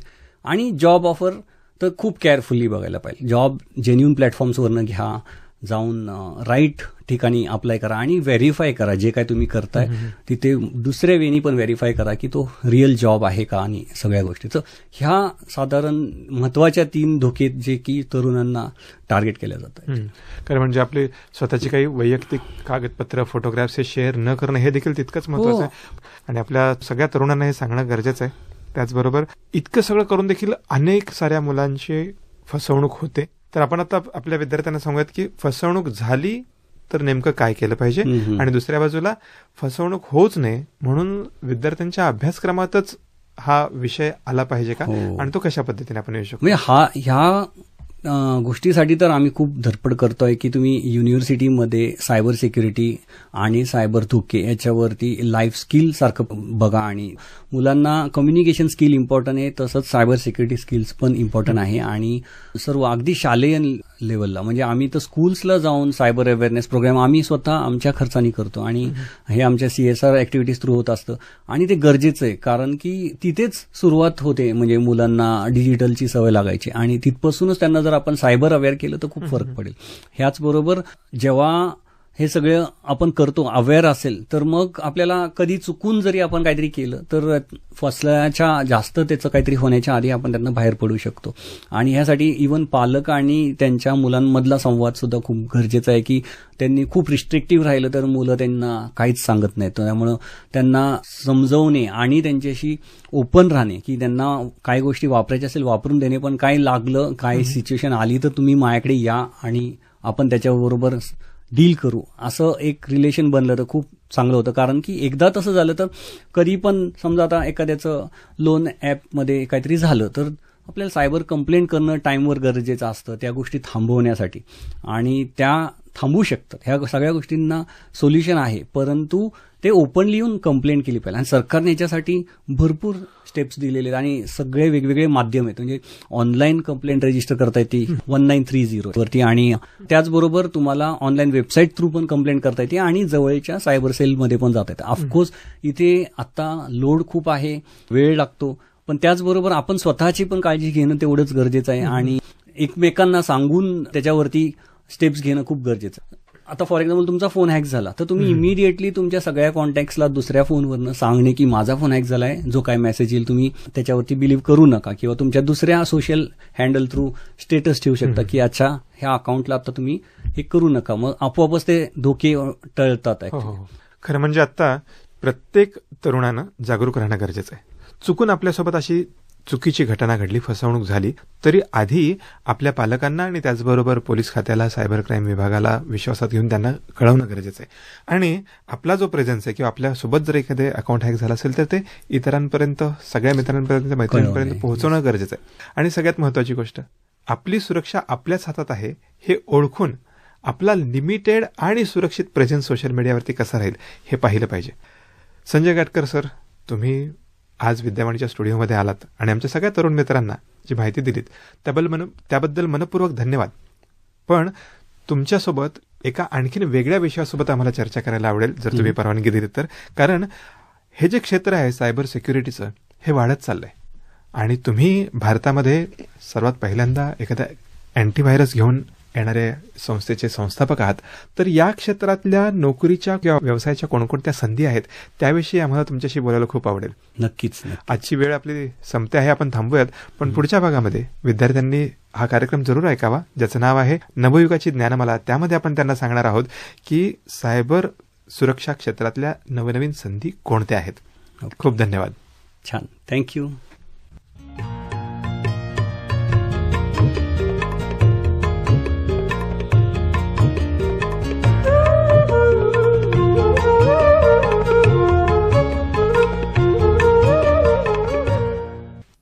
मित्रो, आताच आपण नवयुगाची ज्ञानमाला या कार्यक्रमांतर्गत विद्यार्थ्यांसाठी सुरक्षित सोशल प्रेझेन्स याविषयी जाणून घेतलं क्विकिलचे फाउंडर आणि सीईओ डॉक्टर संजय काटकर यांच्याकडून. त्यांच्याशी या विषयावर संवाद साधला होता श्री दत्तने. मित्रो, या मुलाखतीचा अंतिम भाग 3, ज्यामध्ये आपण या सायबर सिक्युरिटी क्षेत्रातील विविध संधी याविषयी माहिती करून घेणार आहोत. आणि हा कार्यक्रम आपण उद्या विद्यावाणीवरून याच वेळेत ऐकणार आहोत. नवयुगाची ज्ञानमाला हा कार्यक्रम आपण गरजे मराठी ग्लोबल यांच्या सहकार्याने प्रसारित करीत आहोत. मित्रहो, या कार्यक्रमाचं पुनःप्रसारण आपण सोमवार ते बुधवार सायंकाळी 6:30 वाजता ऐकणार आहोत. ऐकत रहा विद्यावाणी 107.4 FM, आपला आवाज आपला रेडिओ. तुम्ही ऐकत आहात विद्यावाणी 107.4 FM वर. आणि प्रसारणात यानंतर आपण ऐकणार आहोत कार्यक्रम नवयुगाची ज्ञानमाला. या कार्यक्रमात आपण सायबर सिक्युरिटी याविषयी जाणून घेत आहोत. आणि आज या कार्यक्रमात आपण सायबर सिक्युरिटी या क्षेत्रातील विविध संधी याविषयी माहिती करून घेणार आहोत क्विकिलचे फाउंडर आणि सीईओ डॉक्टर संजय काटकर यांच्याकडून. त्यांच्याशी या विषयावर संवाद साधला आहे श्री दत्तने. ऐकूयात या मुलाखतीचा अंतिम भाग, नवयुगाची ज्ञानमाला या कार्यक्रमांतर्गत.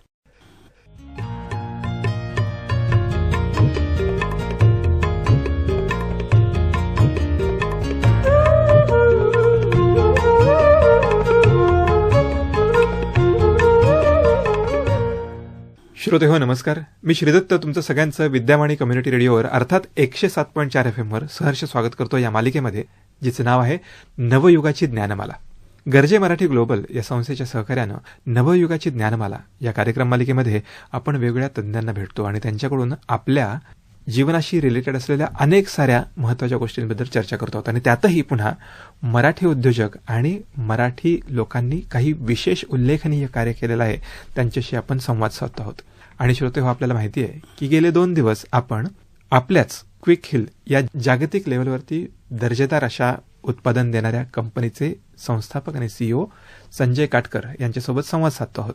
गेल्या 2 भागात संजय सरांनी आपल्याला सांगितलं की आपण आपले गॅजेट्स सुरक्षित ठेवण्यासाठी आपलेच प्रयत्न उपयुक्त ठरतील. आपण जर आपल्या सर्व गॅजेट्सना सुरक्षित केलं आणि त्याबरोबर नियमित अपडेट्स करत राहिलो तर आपण सायबर क्षेत्रातली सुरक्षा नक्की मिळवू शकतो. यासाठी तरुणांनी विशेष काळजी घेणं गरजेचं आहे. फिशिंग मेल्स तसंच काही अनवॉन्टेड फ्रेंड रिक्वेस्ट या टाळल्या पाहिजेत. आणि पालकांनी देखील तरुणांना याबाबतीत विश्वासात घेऊन शिक्षण दिलं पाहिजे, नक्की जबरदस्ती केली पाहिजे. या सगळ्या गोष्टींच्या पुढे जात असताना आपण संजय सरांना म्हणालो होतो की तुम्ही जर आम्हाला मदत केली तर पुढे जाऊन आपण सायबर सुरक्षा क्षेत्रातील नोकरीच्या आणि व्यवसायाच्या संधी याबाबत त्यांच्याशी चर्चा करणार आहोत. आणि याच महत्त्वाच्या विषयावर बोलण्यासाठी संजय काटकर सरांना आज आपण पुन्हा एकदा विद्यावाणीच्या स्टुडिओमध्ये आमंत्रित केलेलं आहे. सर नमस्कार आणि तुमचं खूप स्वागत आहे. नमस्कार. नवयुगाची ज्ञानमाला या कार्यक्रमामध्ये नवयुगाचे जे काही तरुण आहेत त्यांच्यासाठी आपण नोकरीच्या आणि व्यवसायाच्या संधी आज सांगणार आहोत. पण सुरुवातीला जाता जाता पुन्हा एकदा आपण आपल्या सगळ्या श्रोत्यांना सांगूयात की सायबर सुरक्षा म्हणजे काय आणि त्याचं महत्त्व अलीकडच्या काळात इतकं का वाढलेलं आहे. आपण पूर्ण डिजिटल इंडिया आणि डिजिटल ह्या गोष्टींच्या जो काही प्रगती झाली याच्यामध्ये, त्याच्यामुळे आपलं संपूर्ण आता लाईफमध्ये इंटरनेट आणि डिजिटल प्रेझेन्स हा म्हणजे अनअवॉइडेबल झालेला आहे. याच्याला आपण गत्यंतर नाही, वापरावंच लागतं. कुठलीही सेवा घ्यायची असेल, सरकारी असेल, कुठल्या प्रायव्हेट ऑर्गनायझेशन, बँक असेल, सगळ्याला आपल्याला ऑनलाईन सेवाच वापरावी लागते आणि त्याच्यापासून गत्यंतर नाही. इनफॅक्ट आपले आयडेंटिटी, आपले जे इम्पॉर्टंट गोष्टी जसे आधार आहे, पॅन कार्ड आहे, ह्या सगळ्या गोष्टींना आता ऑनलाईन KYC सुद्धा ऑनलाईन होतं. आणि ह्यामुळे काय आलं की ऑनलाईन डेटा एक्सप्लोजन खूप झालेलं आहे आणि त्याचमुळे सायबर क्रिमिनल, सायबर हॅकर्स हे ह्या गोष्टीचा फायदा घेऊन आपल्या ऑनलाईन प्रेझेन्सवरतीच आपला हमला होत असतो आणि आपला डेटा तिथून लीक होतो, त्याचा दुरुपयोग होतो आणि आपल्याशी फ्रॉड होतो. तर ह्यामुळे सध्या सायबर सिक्युरिटी हे क्षेत्र खूपच महत्त्वाचं झालेलं आहे आणि याच्यामध्ये खूप वाढ होत आहे. कारण जसे जसे हे नवीन नवीन सायबर धोके समोर येत आहेत आणि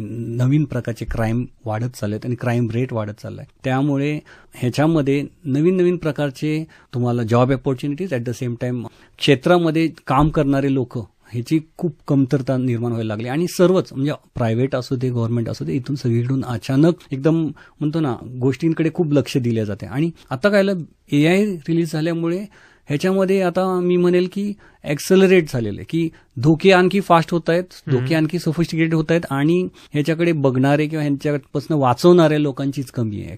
खरं म्हणजे आता आपण पाहतो की जग ज्या झपाट्यानं बदलतंय त्याच्यामध्ये डिजिटल प्रेझेन्स हा महत्वाचाच झालाय. औद्योगिक क्रांतीच्या वेळेस आपल्या सगळ्यांना माहिती आहे की अन्न, वस्त्र, निवारा या 3च गोष्टी आपल्याकडे होत्या आणि त्यातलेच उद्योग पुढे जाऊन जास्त उदयाला आले. आणि आता अन्न, वस्त्र, निवारासोबत डिजिटल प्रेझेन्स ही गोष्ट अनिवार्य झालेली आहे. आणि जेव्हा डिजिटल प्रेझेन्स येतो तेव्हा त्याच्यातले धोके देखील तितक्याच मोठ्या प्रमाणावरती वाढले, हे आता सांगितलं. पण जेव्हा सायबर सुरक्षा क्षेत्राचा विस्तार मोठ्या प्रमाणात होतोय आणि तो जगभर होतोय, तर त्यातलं अधिकृत शिक्षण मिळणं हे देखील खूप महत्वाची गोष्ट झालेली आहे. मागच्या भागात आपण म्हणालो की लहान मुलांपासून हे शिक्षण देणं गरजेचं आहे. पण कुठल्या तरुणांनी, कुठल्या क्षेत्रातल्या तरुणांनी या क्षेत्राकडे वळावं आणि कोणत्या प्रकारच्या नोकऱ्या किंवा करिअरचे मार्ग इकडे उपलब्ध आहेत ते आम्हाला जरूर सांगा. हो, आता आपण पाहिलं तर स्कूल लेवलला किंवा शालेय पातळीवरती सायबर सिक्युरिटी हे फक्त आता अवेअरनेस लेवलला होत आहे. म्हणजे की ॲज अ कोर सब्जेक्ट म्हणून नाही होते आणि तो व्हायलाच पाहिजे. म्हणजे लाईफ स्किल तर व्हायलाच पाहिजे, पण त्याच्यामध्ये जर लहानपणीपासून स्किल्स निर्माण झाले तर खूप चांगलं प्रोफेशनल तयार होऊ शकतं. परंतु आता ग्रॅज्युएशन आणि पोस्ट ग्रॅज्युएशन इंजिनिअरिंग लेवलला खूप चांगले कोर्सेस अवेलेबल आहेत आणि कम्प्युटर सायन्स आणि कम्प्युटर सायन्सच्या व्यतिरिक्त सायबर सिक्युरिटी असं व्हर्टिकल बनलेले आहेत. AI व्हर्टिकल आणि AI सिक्युरिटी अशा गोष्टी व्हर्टिकल बनलेल्या आहेत आणि खूप छान प्रगती होती. परंतु ह्याच्यामध्ये आणखी खूप पुढे जायची गरज आहे. तर आता जॉब्स कसले आहेत ह्याच्यावर जर बोलायचं झालं तर तुम्ही पाहताल, मी जेव्हा सुरू केलं ह्याच्यामध्ये तेव्हा सुरुवातीला मी व्हायरसेस बघायचो. 1-2-3 व्हायरस आठवड्याला यायचे आणि आम्ही त्याच्यावरती मात करायचो. पण हळूहळू जसं इंटरनेटचा उपयोग वाढला, ईमेल आले, ब्रॉडबँड आलं, इंटरनेट आलं आणि मग हळूहळू डिजिटल सर्व्हिसेस आले, ह्याच्या व्हायरसेसचं रूपांतर हे सायबर क्राईममध्ये झालं. म्हणजे तुमच्याशी धोके व्हायला लागले, क्रिमिनल्स तुमचे अकाउंट वाईप करायला लागले. सायबर क्रिमिनल्स कसे तुमचे क्रेडिट कार्डची इन्फॉर्मेशन, बँक अकाउंट, पासवर्ड हे सगळं व्हायला लागलं. तर ह्यामुळे काय होतं की ते व्हर्टिकलचा विस्तार खूप मोठ्या प्रमाणात झाला. आता कॉर्पोरेट्समध्ये डिजिटलचा उपयोग झाल्याशिवाय काहीच होऊ शकत नाही. म्हणजे कॉर्पोरेटचा IT नेटवर्क, कुठलीही कॉर्पोरेट असू दे, बरे तुम्ही फूड बिझनेसमध्ये असू दे, मॅन्युफॅक्चरिंग असू दे, फार्मा असू दे, सगळ्यांना IT नेटवर्क लागतं आणि ह्या IT नेटवर्कला सुरक्षा लागते. आणि आता सुरक्षा म्हणजे फक्त अँटीव्हायरस नाही राहिलेलं. असं अँटीव्हायरस हे एक छोटासा भाग आहे त्याच्यामध्ये फायरवॉल्स आले, इंट्रुजन डिटेक्शन सिस्टम्स असतात, वेब ॲप्लिकेशन सिक्युरिटी असते, क्लाउड सिक्युरिटी असते, असे खूप वेगवेगळे व्हर्टिकल्स आणि वेगवेगळे गोष्टी लागतात कॉर्पोरेटला. आणि त्यामुळेच हे क्षेत्र सायबर सिक्युरिटी हे खूप मोठ्या प्रमाणात विस्तार झाला त्याचा आणि वेगवेगळे रोल निर्माण झालेत. आणि त्याचबरोबर मग तरुणांना जर आता तुम्ही बघितलं तर कॉर्पोरेट्समध्ये सिक्युरिटी अॅनालिस्ट पासून सुरू होती. आता कसं आहे ना, बऱ्याच वेळा मी पाहिले तरुणांशी जेव्हा मी इंटरॅक्ट करतो त्यांना सायबर सिक्युरिटी म्हणजे इथिकल हॅकिंग आणि VAPT एवढंच माहिती आहे. परंतु ह्याच्या पलीकडे खूप मोठं जग आहे. म्हणजे इथिकल हॅकिंग, VAPT हे खूप लोक करतात आणि त्याच्यामुळे तिथे सप्लाय जास्त आहे डिमांडपेक्षा. मग लोक म्हणतात अरे मी सायबर सिक्युरिटीचा कोर्स केला, मला जॉब मिळत नाही. तर तसं नाहीये. इथे तुम्हाला जर तुम्ही कम्प्युटर सायन्सचे स्टुडंट असाल तर OS इंटरनल्स, OSची इनडेप्थ माहिती, नेटवर्किंगची इनडेप्थ माहिती, क्लाउड कसं चालतं आणि त्याची डिटेल्स, हे जर तुम्ही डिटेल म्हणजे कोर पर्यंत त्याचा अभ्यास केला आणि मग त्याची क्लाउड सिक्युरिटी आली, ऑपरेटिंग सिस्टम लेवल सिक्युरिटी आहे, इन्फ्रास्ट्रक्चर सिक्युरिटी आहे, ह्या सगळ्या रोल्ससाठी जर तुम्ही स्वतःला तयार केलं तर तुम्हाला खूप सारे अपॉर्च्युनिटीज आहे. मग नुसतं सॉक अॅनालिस्ट नाही तर पेनिट्रेशन टेस्टर आहेत म्हणा, किंवा इन्सिडेंट रिस्पॉन्स म्हणजे एखादं सिच्युएशन झाल्यानंतर फॉरेन्सिक करून तुम्ही ते कसं हँडल करू शकता. म्हणजे आता रॅन्समवेअर अटॅक झालाय आणि हॉस्पिटल बंद पडले, तर त्याच्यातनं बाहेर पडायसाठी सुद्धा वेगळे एक्सपर्ट्स लागतात. तर ह्या सगळ्यांची खूप कमतरता आहे. अटॅक्स वाढत चाललेत आणि ह्याचबरोबर जे ऍप्लिकेशन्स आता बनतायत, मग मोबाईलचे ऍप्लिकेशन असू दे नाही तर क्लाउड बेस्ड ऍप्लिकेशन असू दे, हे सगळ्यांना वेगळ्या प्रकारची नॉलेज आणि सिक्युरिटी लागते. तो क्लाउड सिक्युरिटीचे एक्सपर्ट्स आता लागतात, ऍप्लिकेशन सिक्युरिटी इंजिनियर लागतात. इव्हन आता जेव्हा आपण कम्प्युटर सायन्स म्हणलं की लोक डेव्हलपमेंट आणि टेस्टिंग हे बऱ्यापैकी रोल माहिती आहेत, पण ह्याच्यामध्ये सुद्धा सेक्युअर डेव्हलपमेंट, सेक्युअर कोडिंग ह्याच्यासाठी खूप डिमांड वाढलेलं आहे. नॉर्मल डेव्हलपर आणि सेक्युअर कोडिंग जर तुम्हाला येत असेल नॉर्मली तर तुम्ही सेक्युअर कोडरला जास्त प्रिफरन्स दिला जातो.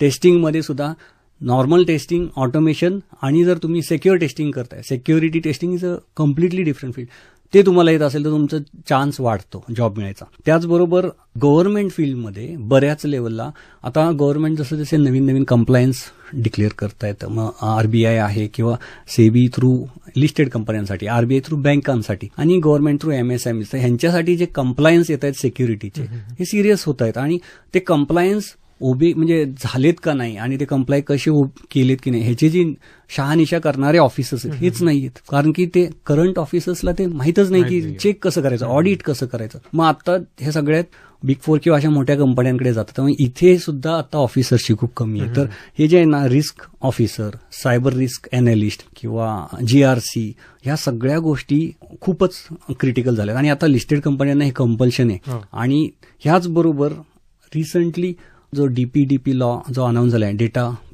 प्रायव्हसी प्रोटेक्शन, तर तो DPDP लॉ जेव्हा आता सगळ्या ऑर्गनायझेशन्सला फॉलो करायचं तर त्यांना डेटा प्रोटेक्शन ऑफिसर, मग डेटा अॅनालिस्ट, डेटा सिक्युरिटी, ह्या सगळ्यांचे पोस्ट उभे झालेत आणि त्याचे डिग्रीज नाही आहेत तर अवेलेबल्स नाहीत. तर आता बरेच गव्हर्नमेंटनी काय केलं की आहे त्या स्टाफला ह्याचं सेपरेट ट्रेनिंग देऊन 6 महिन्याचं उभे करतायत. परंतु ह्या सगळ्या अपॉर्च्युनिटीज ओपन झाल्यात. तरुणांनी जर आत्तापासूनच याचा रिसर्च केला, जर डिग्री नसेल तर तुम्ही पॉडकास्ट बघून शिका, तुम्ही लॉ वाचून शिका. ह्या गोष्टी खूप सोप्या आहेत. एकदा वाचल्या, तुम्ही तुमचं स्किल दाखवलं किंवा जे सर्टिफिकेशन्स DSCI वगैरे हे सगळे अवेलेबल आहेत, ह्या सर्टिफिकेशन हे केले तर तुम्हाला खूप सारे अपॉर्च्युनिटीज ओपन होतील. गव्हर्नमेंट एज वेल एज प्रायव्हेट दोन्हीमध्ये आहे ते. खरं म्हणजे आता एकही व्यवसाय असा राहिला नाही की जिथे कम्प्युटर नाही आणि इंटरनेट नाही. जेव्हा कम्प्युटर आणि इंटरनेट आला तर तिथं सायबर धोक्याची शक्यता आलीच म्हणून समजलं जाईल.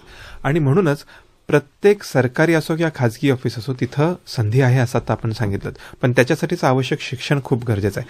आता कम्प्युटर क्षेत्रामध्ये शिकणारे जे विद्यार्थी आहेत ते तर इकडे जाऊ शकतातच, पण तुम्ही आता वेगवेगळ्या प्रकारचे जॉब प्रोफाईल सांगितलेत, तिथं आता वेगवेगळ्या प्रकारची मॅनपॉवर लागणार आहे.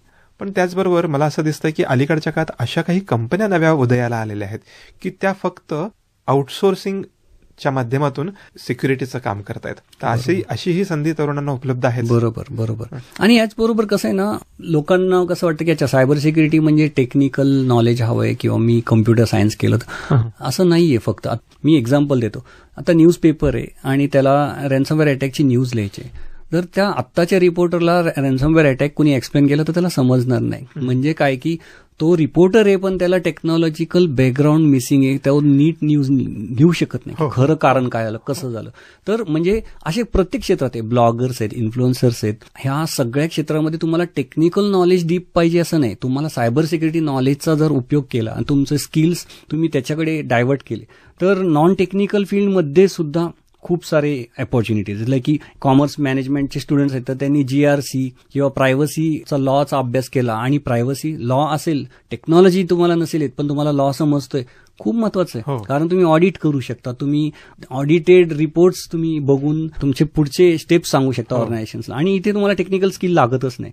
इव्हन लॉ स्टुडंट्सला तर खूपच मोठी अपॉर्च्युनिटी की त्यांनी cyber law, privacy policy, digital regulation ह्याचा अभ्यास केला तर खूप सारे अपॉर्च्युनिटीज आहेत. इव्हन आर्ट स्टुडंट्सला त्यांना अॅनालिटिकल स्किल्स खूप चांगले असतात, तर सायबर अवेअरनेस रिलेटेड तुम्हाला क्रिएटिव्हिटी बनायची, क्रिएटिव्ह गोष्टी बनवायच्या, ब्लॉग्स लिहायचे, तर तिथे सुद्धा खूप स्कोप आहेत की तुम्ही सायबर अवेअर करायसाठी ऑर्गनायझेशनमध्ये एम्प्लॉई ट्रेनिंग तेवढंच गरजेचं आहे. पण एम्प्लॉई ट्रेनिंग हे एकदाच होत नाही, तुम्हाला रेग्युलरली त्यांना अपडेट करायचं. तर ह्यासाठी जे कंटेंट आहे, हे कंटेंट लिहिणारे सुद्धा आर्टचे मुलं सुद्धा लिहू शकतात. आणि त्यांना जर एकदा त्याचं नॉलेज असेल चित्राच्या माध्यमातनं, मीम्सच्या माध्यमातनं, त्यामुळं असे वेगवेगळ्या क्षेत्रातल्या लोकांना सुद्धा इथे ऑपॉर्च्युनिटीज आहेत. खरं तर हे खूप सतत विस्तारत राहणारं क्षेत्र आहे, त्यामुळे इथं मोठ्या प्रमाणात संधी उपलब्ध असणारच आहे. श्रोते हो, नवयुगाची ज्ञानमाला या कार्यक्रमालिकेमध्ये विखीलचे संस्थापक CEO संजय काटकर यांच्याशी आपण गप्पा मारतो. अजून ते आपल्याला सांगतायत की कोणत्याही क्षेत्रातला विद्यार्थी ज्याला सायबर सिक्युरिटी या विषयामध्ये इंटरेस्ट आहे,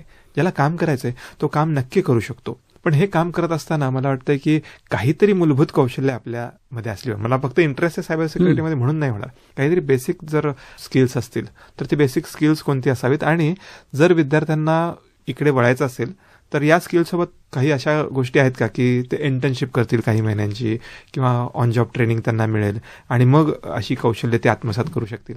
हा खूप मस्त आणि महत्वाचा प्रश्न आहे. बऱ्याच जणांना आहे ना स्किल असतात आणि त्यांना हे माहीत नसतं की हे कसे मी वापरू, किंवा त्याचा एक्सपोजर कुठे, किंवा म्हणजे कसं होतं बऱ्याच वेळा मास्तरांना त्यांचा सब्जेक्ट माहिती असतो पण त्यांना स्टुडंटला तिथे गाईड नाही करतायत जिथे. तर अशा वेळेस मी स्टुडंट्सला हेच सांगेल की तुम्ही ज्या पण शहरात आहात, जिथे पण आहात, तिथले लोकल सायबर सिक्युरिटी कुठले कॉन्फरन्स होत आहेत, कुठले मोठ्या प्रकारचे इव्हेंट्स होत आहेत, आणि बऱ्याच वेळा स्टुडंट्सला फ्री ऍक्सेस असतो. जर फ्री नसेल तर ते कॉन्फरन्स होऊन गेल्यावर त्यांचे सगळे गोष्टी ऑनलाईन फ्री असतात.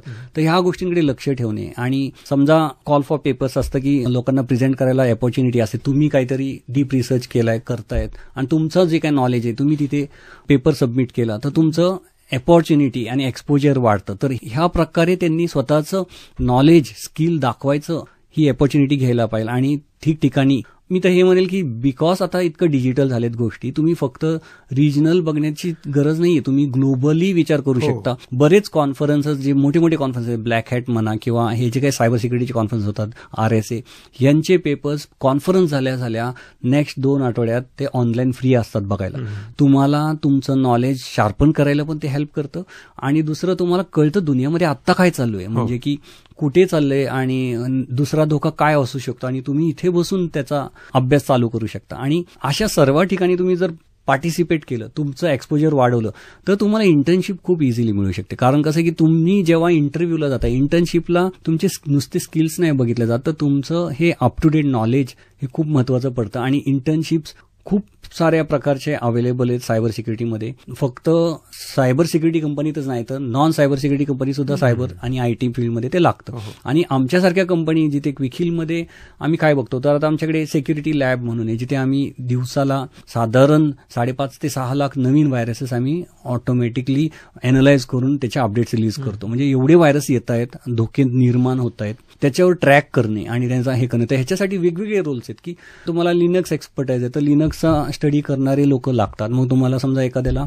मॅक OSचा अभ्यास असेल तर त्याच्यामध्ये पण लोक, म्हणजे ह्या सगळीकडे आता आम्हाला मॅनपॉवर मिळतच नाही. म्हणजे लोकांचा सगळा फोकस आहे ऍप्लिकेशन डेव्हलपमेंट, सर्व्हिसेस ओरिएंटेड, तोच आहे. पण इकडे जे धोके तर सगळीकडेच आहेत. मग मॅक असू दे, लिनक्स असू दे, तुमचा फोन असू दे, तुमचा CCTV कॅमेरा असू दे, IoT, सगळीकडे सायबर हमल्यांचा धोका आहे. आणि सगळीकडे हे नॉलेज आता काम करणाऱ्यांची खूप कमतरता आहे. आणि त्याचमुळे मी म्हणेल की इंटर्नशिप्स, प्रोजेक्ट्स अगर तुम्ही तुमच्या एक्सपर्टाईजनुसार हे निवडले आणि केलं तर तुम्हाला खूप खूप संधीच आहे त्याच्यामध्ये. कारण आपण म्हणतो, वारंवार आपण सांगतात की या क्षेत्रामध्ये मॅनपॉवरचा खूप तुटवडा आहे, तर तो भरून काढण्यासाठी या तरुणांनी इकडे जाणं गरजेचं, कारण संधी तर उपलब्ध आहेतच. त्याचबरोबर मला वाटतं की तिकडे उद्योजकता आणि स्टार्टअप्स यांना देखील खूप चांगल्या प्रकारचा वाव आहे.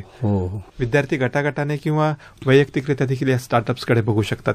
शेवटी जाता जाता आमच्या सगळ्या विद्यार्थ्यांना तुम्ही काय सल्ला द्याल की या क्षेत्रामध्ये येत्या काळामध्ये, कारण तुम्ही भविष्य बघणारे आहात म्हणूनच 20व्या शतकाच्या शेवटी अशी एक कंपनी सुरू केलीत की ज्याचा वापर आज जगातल्या प्रत्येक कम्प्युटरला गरजेचं आहे, असं क्विखिलचं उत्पादन तुम्ही निर्माण केलं. आता काय सांगाल की पुढल्या 25 वर्षामध्ये या क्षेत्रात करिअर करू इच्छिणाऱ्यांसाठी काय भविष्य असेल? खूपच छान तुम्ही टॉपिक छेडलात आता की नुसतं जॉबच नाही तर तुम्ही तुमचा स्वतःचा उद्योग चालू करू शकता. आणि मी तर म्हणेल याच्यात खूपच संधी आहेत की आपल्याला वेगवेगळ्या ठिकाणी सायबर धोके आहेत. आत्ता जेवढे पण कंपनी तुम्हाला सायबर सिक्युरिटी प्रोव्हाइड करतायत त्यांचा फोकस जे त्यांनी आतापर्यंत बघितले त्याच्यावर आहे, परंतु नवीन गोष्टी अजून सुद्धा अनसिक्युअर आहेत. जर मी एक्झाम्पल द्यायचं झालं तर क्वांटम सिक्युअर एन्क्रिप्शन याच्यावर खूप फोकस आहे, पण अजूनही काही आलेलं नाहीये. त्याचे खूप सारे संधीचा उपयोग आहे. किंवा एआय आता आपण इतका वापर करतो, पण एआयची built in security, AI through होणारे धोके आणि त्याचा सिक्युअर उपयोग, म्हणजे आता सगळ्याच ऑर्गनायझेशनमध्ये एआय शिवाय गत्यंतर नाही, वापरावं लागतं, पण एआयला ट्रेन करणाऱ्या गोष्टींमध्ये धोके चालू व्हायला लागलेत आणि त्याच्यावरची सुरक्षाच आत्ता नाहीये. तर असे छोटे छोटे गोष्टी सारख्या पुढे येत असतात आणि ह्याच्यावरती जर तुम्ही रिसर्च केला आणि तुमची स्टार्टअपवर फोकस केला तर नक्कीच तुम्हाला काहीतरी नवीन निर्माण करता येईल, जे की पुढच्या 10 वर्षासाठी ते खूपच महत्वाचं ठरेल. आणि याच्यात मला तरी हेच दिसते, क्वांटम आणि एआय सिक्युरिटी हे जर फोकस्ड रिसर्च केला तर तुम्हाला याच्यामध्ये खूप साऱ्या अपॉर्च्युनिटीज सापडतील. याचबरोबर मी असं म्हणेल की तुम्ही फोकस फंडामेंटल्स खूप स्ट्रॉंग करा आणि तुमचं जे काय इच्छा आहे ना, मी बरेच मुलं असे घाबरतात, मी काहीतरी चालू करायचं कसं होईल, पण जोपर्यंत तुम्ही स्वतःला त्याच्यात झोकून देत नाही. आता मी सुरू केलं तेव्हा मला पण खूप सारे अडचणी येतात. मे बी असं पण होईल की तुम्हाला म्हणतील की अरे तू कुठेतरी जॉब कर, पण मी संधी देईल की बोलेल की जर तुमच्या डोक्यात काहीतरी असं आहे की जे कुणी नाही केलं आणि इनोव्हेटिव्ह आहे, तर तुम्हाला स्वतःला संधी दिलीच पाहिजे. तुमच्या आतल्या आवाजाला ऐकून स्टार्टअपवरती फोकस केला तर नक्कीच हेल्प होईल. अर्ली स्टार्ट करा आणि इथिकल काम करा, हेच मी म्हणेल ऍक्च्युली. वा, खरं तुम्ही जे विद्यार्थ्यांना आता सांगितलं की फक्त नोकऱ्याच नाही तर व्यवसायासाठी देखील खूप विस्तारलेलं असं जग समोर आहे. तर या विस्तारलेल्या जगामध्ये विद्यार्थ्यांनी नक्कीच पाऊल ठेवावं आणि त्यांचं स्वतःचं भविष्य आणि त्यांची नोकरी किंवा व्यवसाय सुरक्षित करत असताना जगातल्या अनेक साऱ्या संस्थांच्या आणि व्यक्तींच्या देखील सुरक्षिततेचा भार उचलावा. आणि भारताकडे तशी पॉवर आहे. आपल्या पुण्यामध्ये त्यांना दिशादर्शक ठरणारी तुमच्यासारखी माणसं आहेत. तर तरुणांना आव्हान आहे या कार्यक्रमाच्या शेवटी की तुम्ही देखील सायबर सुरक्षेच्या क्षेत्रामधल्या संधींचा नक्की शोध घ्या. त्याच्यासाठी मनापासून प्रयत्न करा. तुमचं भविष्य उज्ज्वल आहेच, पण आमच्या सगळ्यांचं आयुष्य सुकर करण्यासाठी देखील ते गरजेचं आहे. संजय काटकर सर, तुम्ही क्विकहिल या संस्थेचे संस्थापक आणि सीईओ म्हणून आज विद्यावाणीच्या नवयुगाची ज्ञानमाला या कार्यक्रमामध्ये सहभागी झालात. गेल्या 2-3 भागांमध्ये तुम्ही अनेक वेगवेगळ्या विषयांना स्पर्श करत अतिशय सोप्या भाषेत आमच्या प्रश्नांना उत्तर दिलीत. नुसती प्रश्नांना उत्तर नाही दिलीत तर आम्हाला गाईड केलं, आम्हाला मार्गदर्शन केलं की आपण आपल्या प्रत्येक गॅजेटची सुरक्षा कशी सांभाळू शकतो. ती सुरक्षा फक्त गॅजेटची नसून आमच्या संपत्तीची, आमच्या आयुष्याची आणि आमच्या एक्झिस्टन्सची असणार आहे. कारण येत्या काळामध्ये जसं आपण काही वेळांपूर्वी म्हणालो की रोटी कपडावर मकान ही तर गोष्टी आहेत, पण डिजिटल प्रेझेन्स तितकाच महत्वाचा आहे, इंटरनेट तितकंच महत्वाचं आहे, गॅजेट आपल्या शरीराचा भाग झालाय. आणि म्हणूनच आपल्या स्वतःच्या आरोग्याची जितकी काळजी घेतो तितकीच त्याची देखील काळजी घेतली जाते आहे. आणि तुमच्यासारख्या महनीय व्यक्तींनी आम्हाला हे मार्गदर्शन केलं त्याबद्दल तुमचे मनपूर्वक धन्यवाद. आणि आशा करतो की रेडिओच्या माध्यमातून आणि घरचे मराठी ग्लोबलच्या माध्यमातून आपण हा संवाद वेगवेगळ्या पातळीवरती असाच सुरू ठेवूयात. धन्यवाद. थँक्यू. खूप छान वाटले.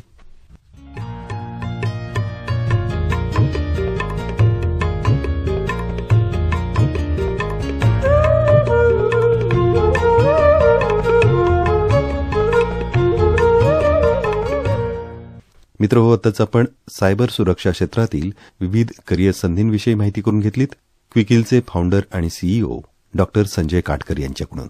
त्यांच्याशी या विषयावर संवाद साधला होता श्री दत्तने. नवयुगाची ज्ञानमाला या कार्यक्रमांतर्गत आपण ही विशेष मुलाखत ऐकली. मित्रहो, हा कार्यक्रम आपण गरजे मराठी ग्लोबल यांच्या सहकार्याने प्रसारित करीत आहोत. या कार्यक्रमाविषयी आपल्या प्रतिक्रिया आपण आम्हाला 744-722-1074 अर्थातच 7447221074 या क्रमांकावर अथवा vidyavani@gmail.com या मेल आयडीवर कळू शकता. तसंच या कार्यक्रमाचं पुनःप्रसारण आपण सोमवार ते बुधवार सायंकाळी 6:30 वाजता ऐकणार आहोत. ऐकत रहा विद्यावाणी 107.4 FM, आपला आवाज आपला रेडिओ.